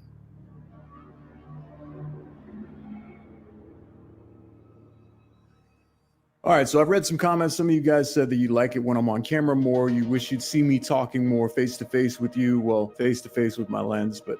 I mean, sorry, guys, for this crappy video. One more. What do you say, PJ? One more hour. I'll be off. Yeah, dude, it's not happening. I've got to get some sleep. It's 5:30 here. I got an hour's sleep already. Set my alarm for 2:15 to get on for 2:30. I was a little late, 5 minutes late or so in starting. Yeah, I think I've been gone 3 hours. And then I've got that little bit in the middle where it was suspended. Like I say, I don't know what it shows when I go back to it. I haven't got a clue. Yeah, man. Dome, firmament. Yeah. Yeah, it came spaceship that just came through the crack in the firmament. Of course it did. Of course it did. You know, space above the firmament, brilliant. Spaceships, other planets, all that stuff. Boogeymen on other planets, yeah, brilliant. Why haven't we ever seen them? And why weren't they? Why weren't we told about these other creatures and other planets in the Bible? You know, crazy stuff, man. Sorry, I'm not off. But like I say, I do apologize for this video. It wasn't planned. I did have that other video that I was using. I didn't have a clue it had blood in it or anything like that. I wasn't. I didn't know. I didn't think it would because, yeah, I didn't think it would show you the actual blood because obviously the guy uploaded that himself. So I just thought, well, it's fine. It's fine, obviously. You know, I didn't realize that that would happen, that I would get it blooming stopped, suspended, just because a little drop of blood. Oh, it's crazy. It is crazy what they're not allowed to show. But at the same time, what other people get away with, you know, with their agenda. You know, we can't show a tiny drop of blood, but yeah. Oh, wow. It's just mental. It's all double standards and inverted and backwards and 180 turnabouts. Mental. U-turns are mental, and the mental gymnastics they have to go through. It's unbelievable. You know what I mean? Something I wanted to do in today's video that's a little bit different is I wanted to share with you my personal 3 favorite clips from this episode. And the reason that I want to do that is because sometimes these UFO sightings can get a little bit repetitive, and I like it when I see something that's out of the norm. So the first one that really caught my attention. Dispatcher is making 671 sales per Blinking it. Was definitely the one that I talked about looking like a Wi-Fi signal. Wi-Fi signal.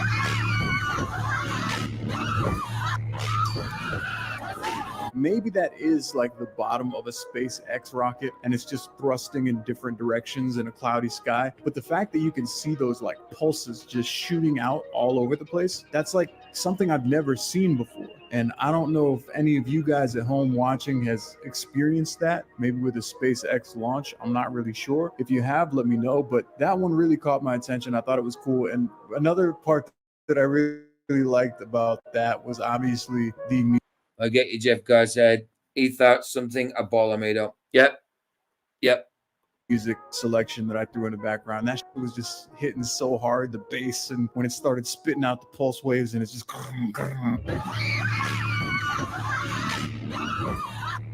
That's what I'm saying. With that, with the sound effects and that and that, it's movie. It's like a movie effect. You know what I mean? That gives you that.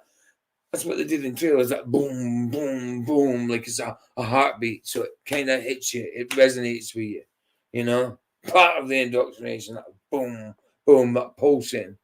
And that music, I get what you're saying, and it resonates with your heartbeat, sort of thing. It's like, same as Jaws. You kind of get scared with Jaws because it's a heartbeat getting faster. Do, do, do, do. It resonates with your heart and it gets you, pulls you in, you know, and it's like whoa, you know, it does something. It affects us. I don't know. That's pretty cool. Also, I really like that cloud video. It's just kind of cruising through the sky, moving way faster than any regular cloud would move. You seen that? You seen moving because it's moving. It come out of the clouds? But how do you explain the lights blinking within it? You know, if this was something that was photoshopped, I think it would be a little bit hard to make the lights blinking within the cloud and to have the cloud going behind the telephone wires and the light poles and everything. So that video really stood out to me. I thought that. Yeah, dude. People can do some mad things with videos nowadays. That's not that impressive, to be honest. That was a cool one. Don't know what that is. Can't really explain it. The only thing that I could think is maybe it's CGI, but if it is CGI, props to the person that made it because it's really good CGI. Do you know something, Jehovah Barbara's daughter? I have done that before. I've seen that, not done it, sorry. I've seen that before. You said, take out the laugh track, and most sitcoms are beyond idiotic. People laugh and think it's funny because of the laugh track. That's right. They say with Seinfeld, is it Seinfeld in the States? And that? I remember seeing something with that. They took the laugh track away, and wow. It just seemed so Some of it was so sadistic, the things they were doing, or perverted. You know, without the laugh track, it was terrible. They did it with Friends as well. We take the laugh track away, and Ross wasn't funny anymore. He actually sounded creepy. He was a bit creepy without the soundtrack, without the sound, the laugh track in the background. Nothing was funny at all. It's only funny because the show says so, you know. It's crazy. You do take out the laugh track, you can hear it. You can hear the difference. Sorry, you can't hear it because it's taken out, but you see the difference, you know. It's mental. It's mental. It's a completely different atmosphere to it. And it sometimes feels sinister. Yeah. You take away the laugh track, it's just pure, unadulterated. I don't know what to call it. Pure, unadulterated nastiness, I suppose. It's just crazy. Yeah, that's what I said. Friends is another one. Yeah, I did say that. I've seen the laugh track taken away. Yeah, it's awful. Filth in case of... Yeah, absolutely. And it definitely had me wondering, what the fuck is that? And last but not least, I would say that my third favorite clip from this episode would be when the news reporters went live. Are those fireworks? Aliens? What the heck Where is that? Because they're just looking at like the sky cam of the city live on TV, and there's just like hundreds of these little light looking tadpoles just swimming around in the sky. I mean, how do you explain that? What is that? They didn't even know. Nobody really had an answer, and they just brushed it off like it's nothing. Like, oh yeah, it's crazy, cool anomaly, you know, da da da. But seriously, if you know what that is, I would love to know. Yeah, one of the ones in Seinfeld, but they took here it's just Seinfeld or whatever. It's not Seinfeld. Yeah, they took away the laugh track in one of them, and it was I can't remember the episode, but it was the guy that was in it seemed like he was a serial killer. It was really, really sinister. It was awful. You take away the laugh track, it's mad. It's mad. And see, and I think there is indoctrination in that as well. You know? Let me know down below in the comments, because I don't know what that is. I've never seen anything like that before. And those are the kind of videos that I enjoy the most, when they're not like every other upload that we see out there. If you've seen something strange and would like to share... Yeah, I think that's it. It's the end of the video. I've got a feeling I've done this one before. I don't know. Or maybe I started to do it. I don't know. I haven't got a clue. Right. I think that's about it. Let me just have a quick look, see if I've got a quick video to end with or anything. Actually, yeah, I've just got to look. Right, yeah. Is that now? I can think it's 20 odd minutes. But so I've done that. Problem with the next moon mission. 15 minutes. All right, shall I do that? I'll do one more. I'll do one more, guys. This one's 15 minutes. Problem with the next moon mission. Yeah? I'll go for that. Okay, you can go. You can go now. Bye-bye. Or the Soviet obsession with Venus revealed. I did a moon mission one the other day. It wasn't this one. Let me think quickly. Let's do it. Destroyed in 22 hours. It says on the thumbnail, the problem with the next moon mission. Let's do that. It's 15 minutes. I will pack up after this one. I promise. You're probably getting bored of me now. There you go. Why does it do that every time? Oh. I thought it was going to show me. Experience an empowered ecosystem designed. Yeah, and experience an ecosystem. Oh, look at that. Oh, wow. Super. Lovely. All right. All these robots taking over jobs. Oh, look at this. Look at this. Globular. Glob. Is HelloFresh worth the price? Give me another advert. Super duper stormtrooper. Thank you. Here we go. Charlie, what are you doing with the dirt? You just threw it all over yourself. Fall down, Charlie. Yeah, I fell down. Sorry. Dust everywhere, John. Obviously, a bit of satire in this. Brilliant, brilliant. Yeah, laughable, definitely. In your honest opinion, very honest, because it is. It's true. It's laughable. But what they say, all right? They'll clean off the other. They'll clean up the camera. Wait a second.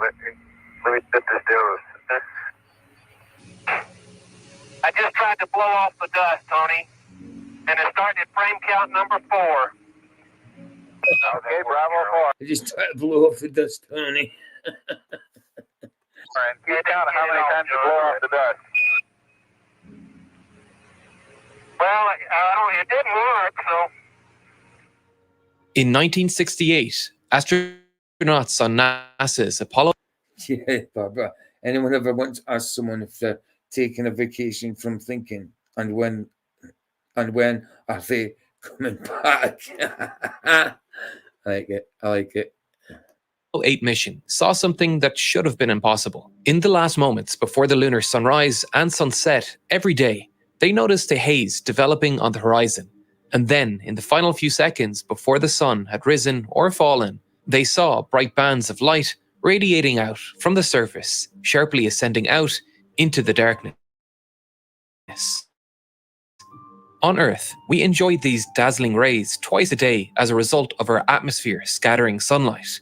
But the moon doesn't have an atmosphere. There are tiny amounts of some noble gases like helium and argon in the lunar exosphere. But for all purposes, the space above the surface of the moon is a vacuum. So, where did these bands of light come from? The answer doesn't lie with atmospheric gases, but instead, dust. Dust. Yes, okay. Okay, brilliant. Dust. Fantastic. Dust in space. All over the place.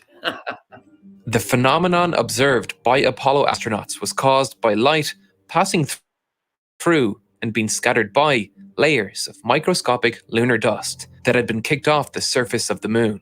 For the astronauts of the Apollo missions, this would have been a beautiful thing to witness, but lunar dust has a dark side. After the end of the final Apollo mission, Gene Cernan... Lunar dust has a dark side.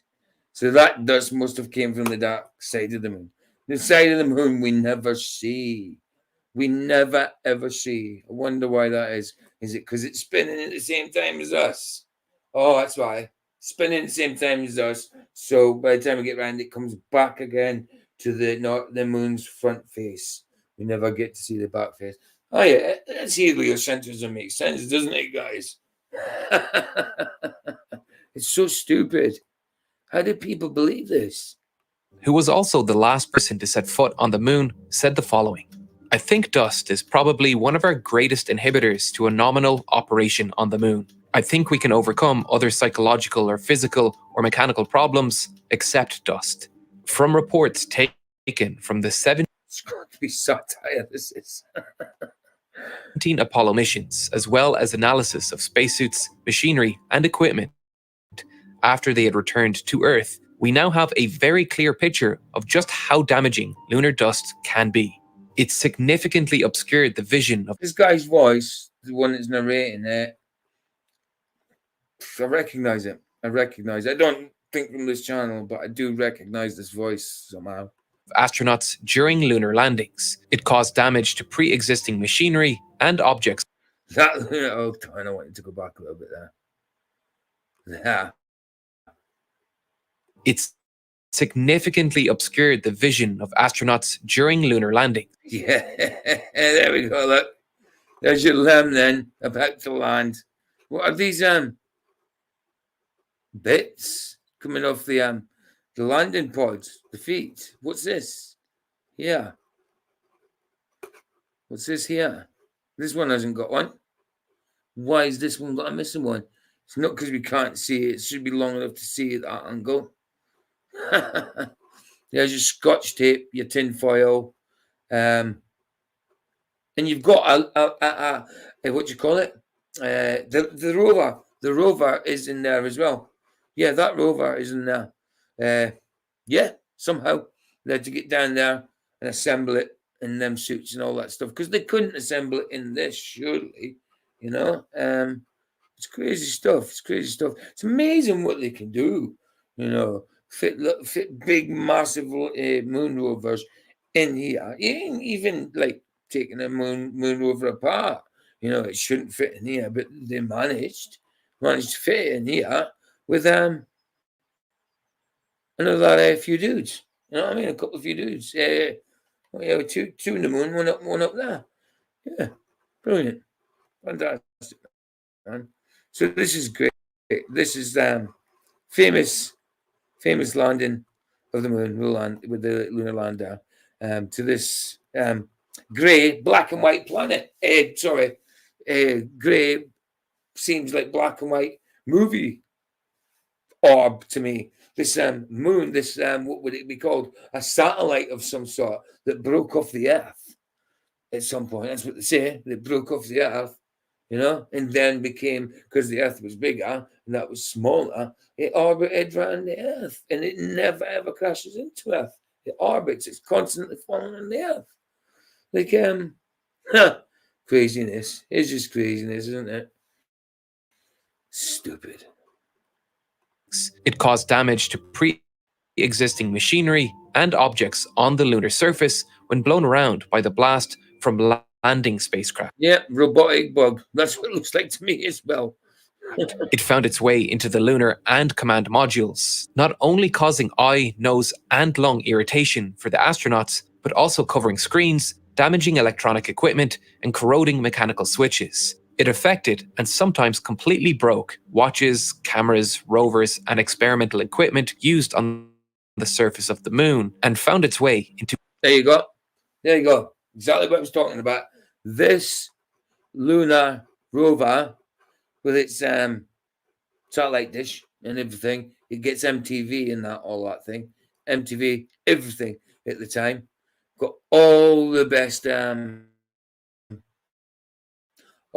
TV signals and that, you know, that dish there. It was brilliant, fantastic.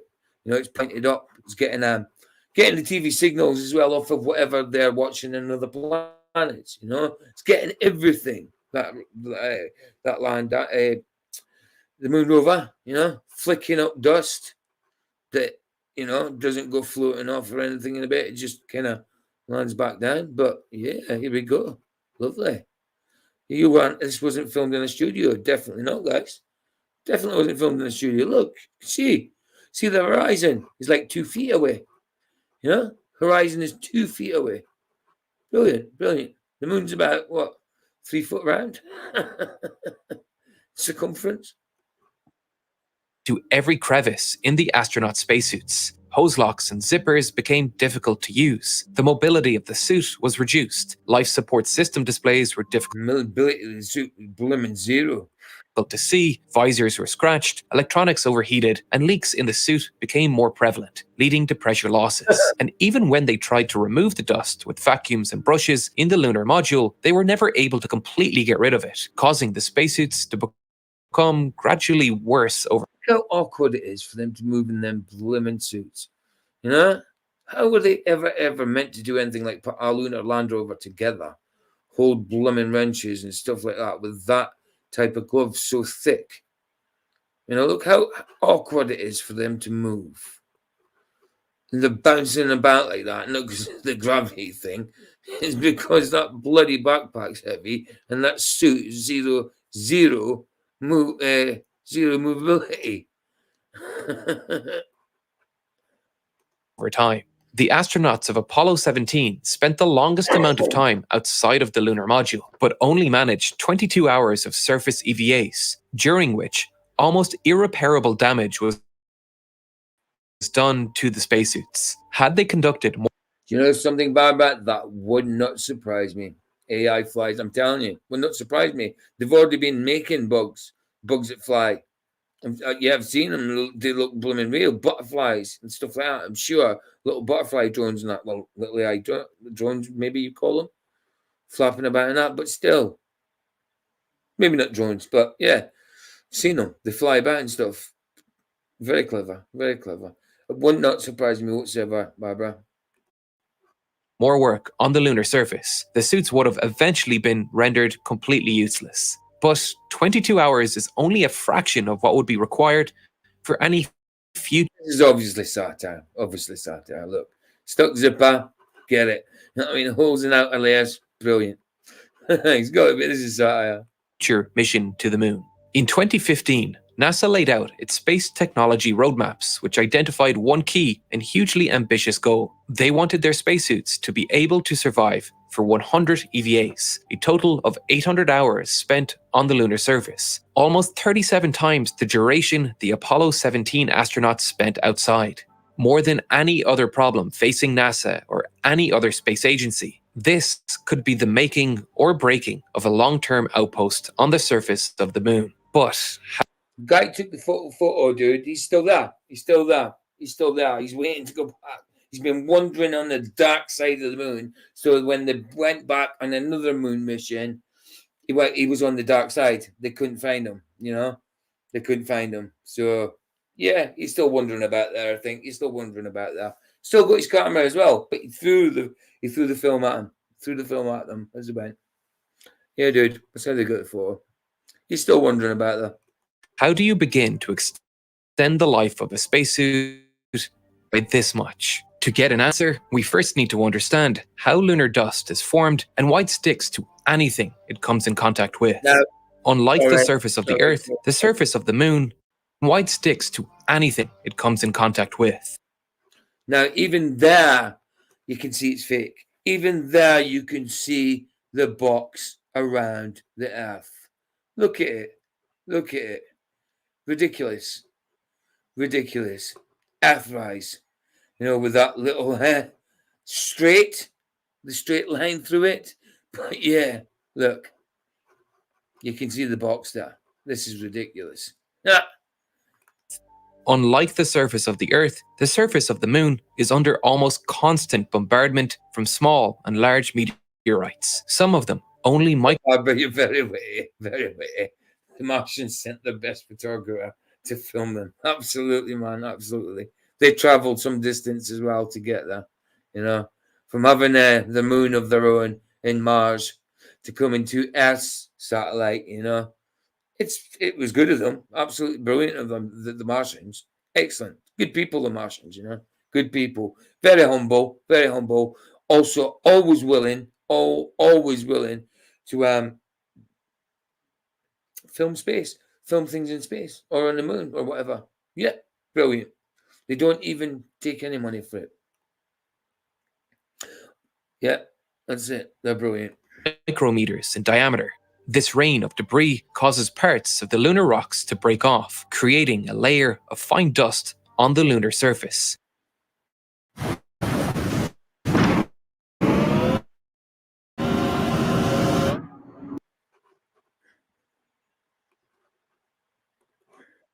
Occasionally, these micrometeorite impacts hit with such force that they can melt the minerals contained in the soil, turning them into glass. Lunar dust is a mixture of superfine particles and razor-sharp glass that's also incredibly dry. There's no water in the soil or air to clump the particles together and no natural erosion through wind to blunt no the... water, so it's all dust. It's all dust.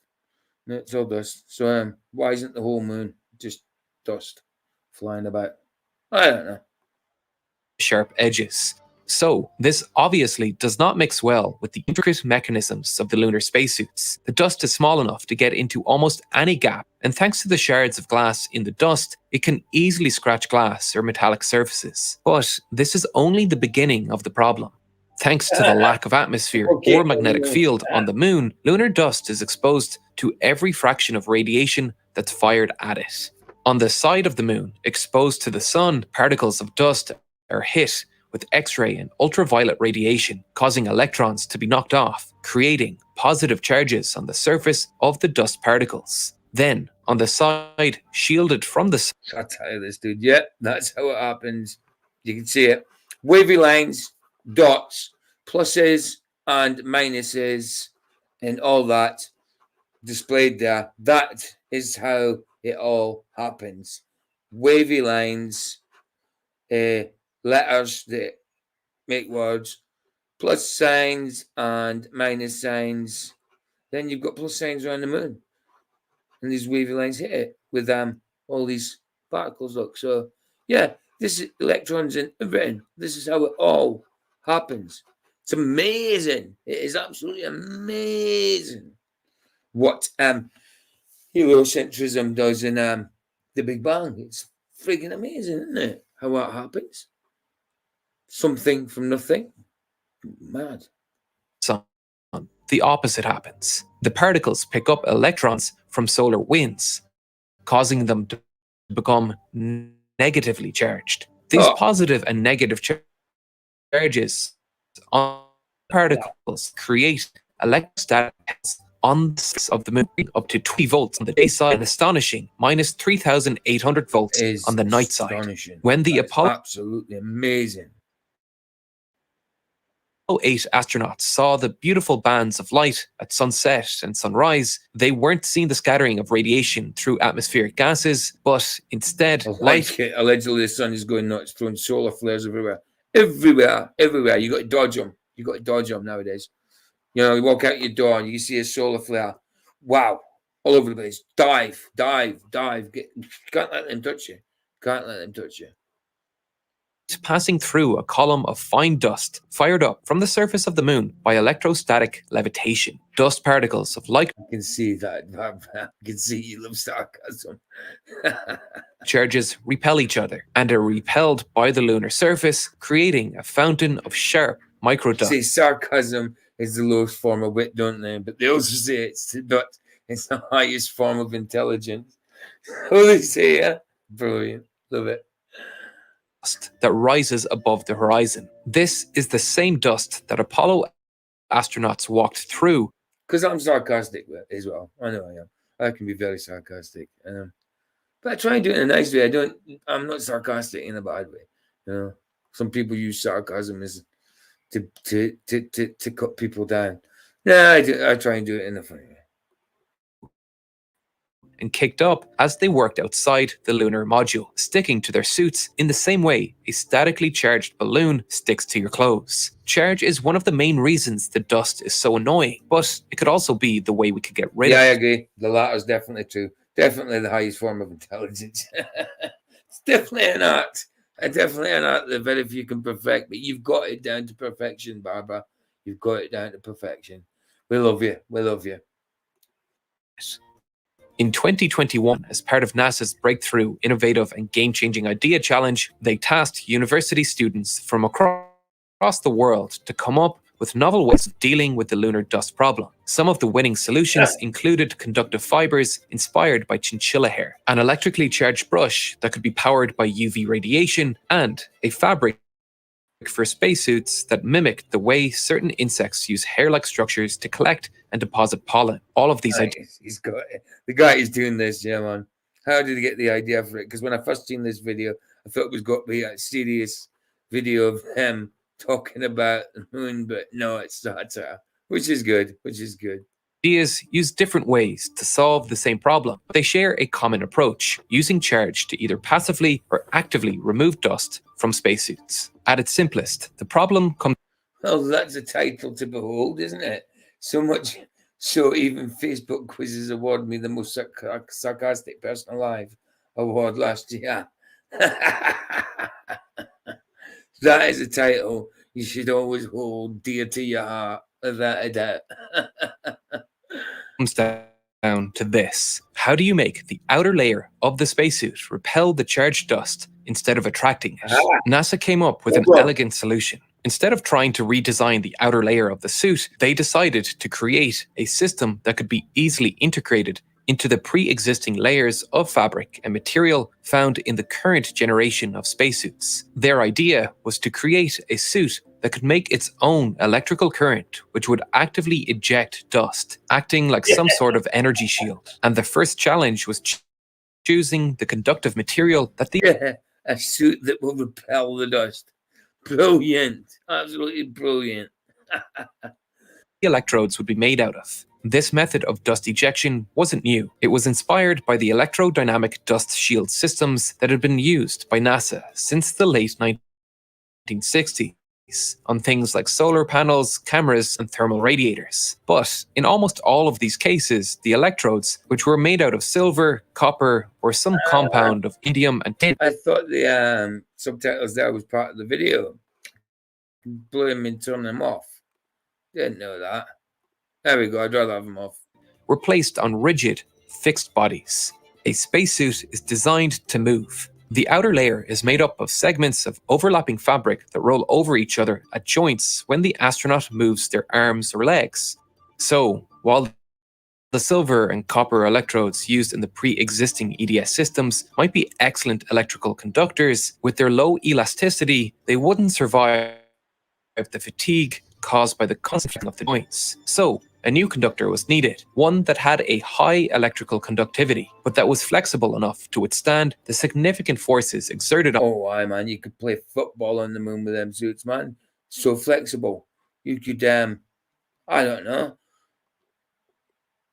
do MMA in them suits, you know, so flexible. You could do some fighting, you know, play tennis, play soccer, like I just said, American football. Yeah, man. So agile, these suits.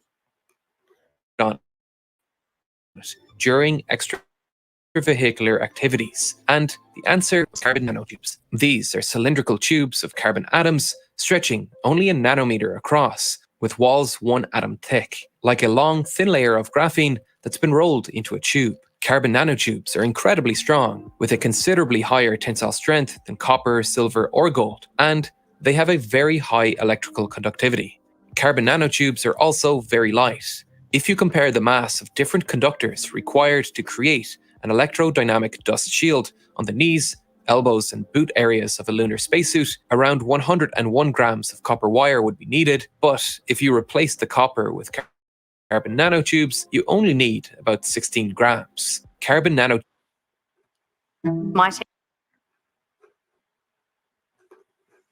Yep.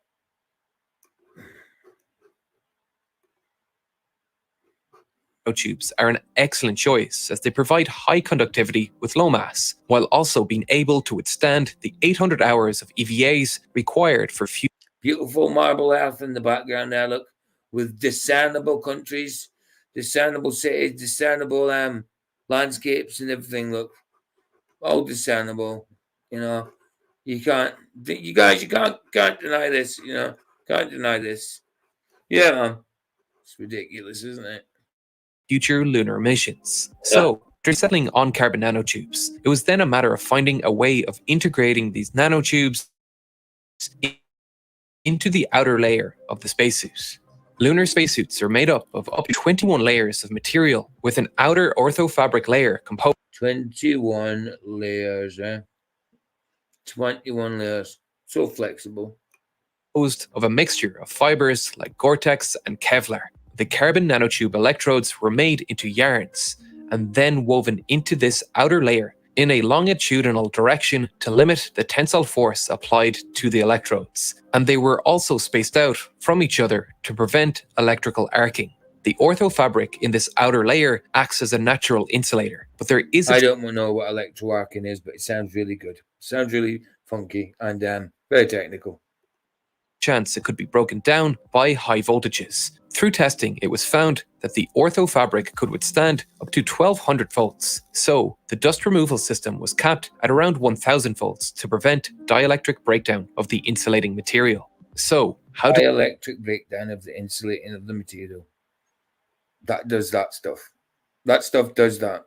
Yeah, brilliant stuff. Does the dust removal system actually work? The carbon nanotube electrodes are first connected in parallel and then activated by a multi-phase alternating current at voltages between 600 and 1000 volts and very low currents, around 3 milliamps. This sets up repeating waves of electrical fields that move across the outer surface of the spacesuit. As they interact with the charged dust particles, they add an additional repulsive force to the particles based on Coulomb interactions, repulsion due to the interaction of two charged objects. This repulsion, yeah, repulsion. That's how it works, guys. See this? That's how it works, man. That's how it works. So we know. we want to go to the moon. We need this stuff. Repulsive force is overall greater than the gravitational and adhesive forces which stick the particles to the suit, causing the particle to be ejected from the orthofabric. But this repulsion, yeah, just repels. Yeah, just charge your suit up with some electricity, sizzle your butt. It'll get rid of the dust. Now, why don't we do that here? We won't ever wear an electric kind of suit. Then we'll never sneeze, because the dust that makes us sneeze will come near us and it will be repelled instantly. So this shouldn't be a moon thing. This should be an Earth thing that we have here. Yeah, walking about in these suits. I think so. I think so. That'll repel the old dust. Stop you sneezing. Yeah, man. Absolutely. This also works for uncharged particles that are stuck to the suit. When interacting with a non-uniform electric field, like in this system, uncharged dust can be repelled through something called a dielectrophoretic force. Okay. Overall, the electrical energy of the system is transformed into mechanical energy. There it is. Let's read it. Dielectrophoretic. Electrical energy to mechanical energy. Dielectrophoresis. Wow. Dielectrophoresis is a phenomenon in which a force is exerted on a dielectric particle when it is subjected to a non-uniform electric field. This force does not require the particle to be changed. All particles exhibit dielectrophoretic activity in the presence of electric fields. There you go. Done. See what it does. As the dust is kicked off the suit. To test the system, NASA constructed a prototype knee joint with carbon nanotubes woven into an outer orthofabric. See that? See that? Get the dust on there. Buff. Off. It's away. Gone. Gone. Never to be seen again. Fabric layer, and used it to measure how much of a lunar dust simulant was removed in different scenarios. And what they found was remarkable. Through analysis of high-resolution images taken of the fabric before and after activation of the electrodes, they saw that up to 90. Sorry, that's too funny, man. That's so funny. Wow. Wow. Dust repellent suits. Great. 56% of the lunar dust simulant was removed by the system. This has enormous potential for use as part of future moon missions. The dust removal system could be on continuously during EVAs, preventing any dust from binding, or it could be manually activated when an astronaut notices a large 21 layers. Why do you need to repel that dust? It's not getting to you with 21 layers. buildup of dust.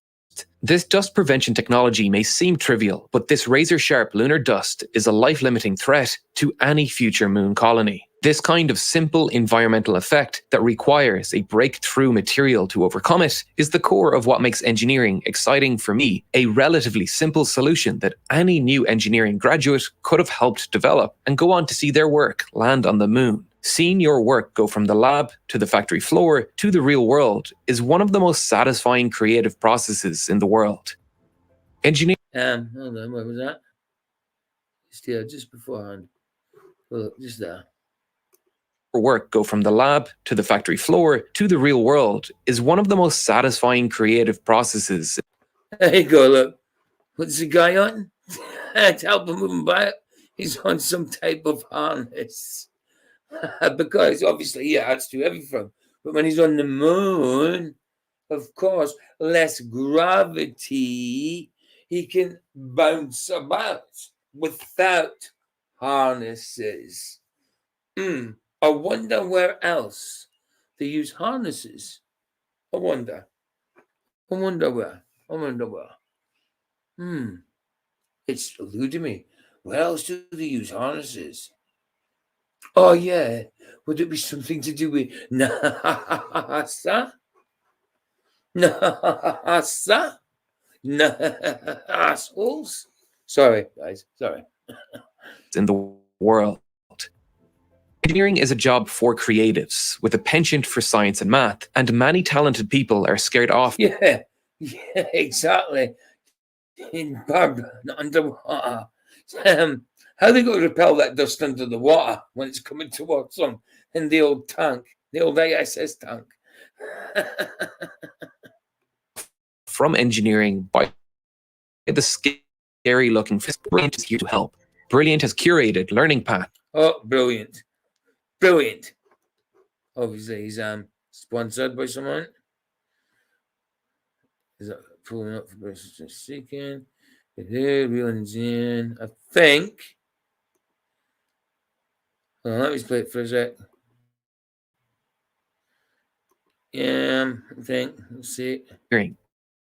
Or if you are simply an experienced engineer that wants to brush up on your math skills, having a well-rounded understanding of the building blocks of an interactive puzzles and visuals, but in continual lifelong learning, then get Brilliant to learn. Yeah, guys, that's it. That's that one done.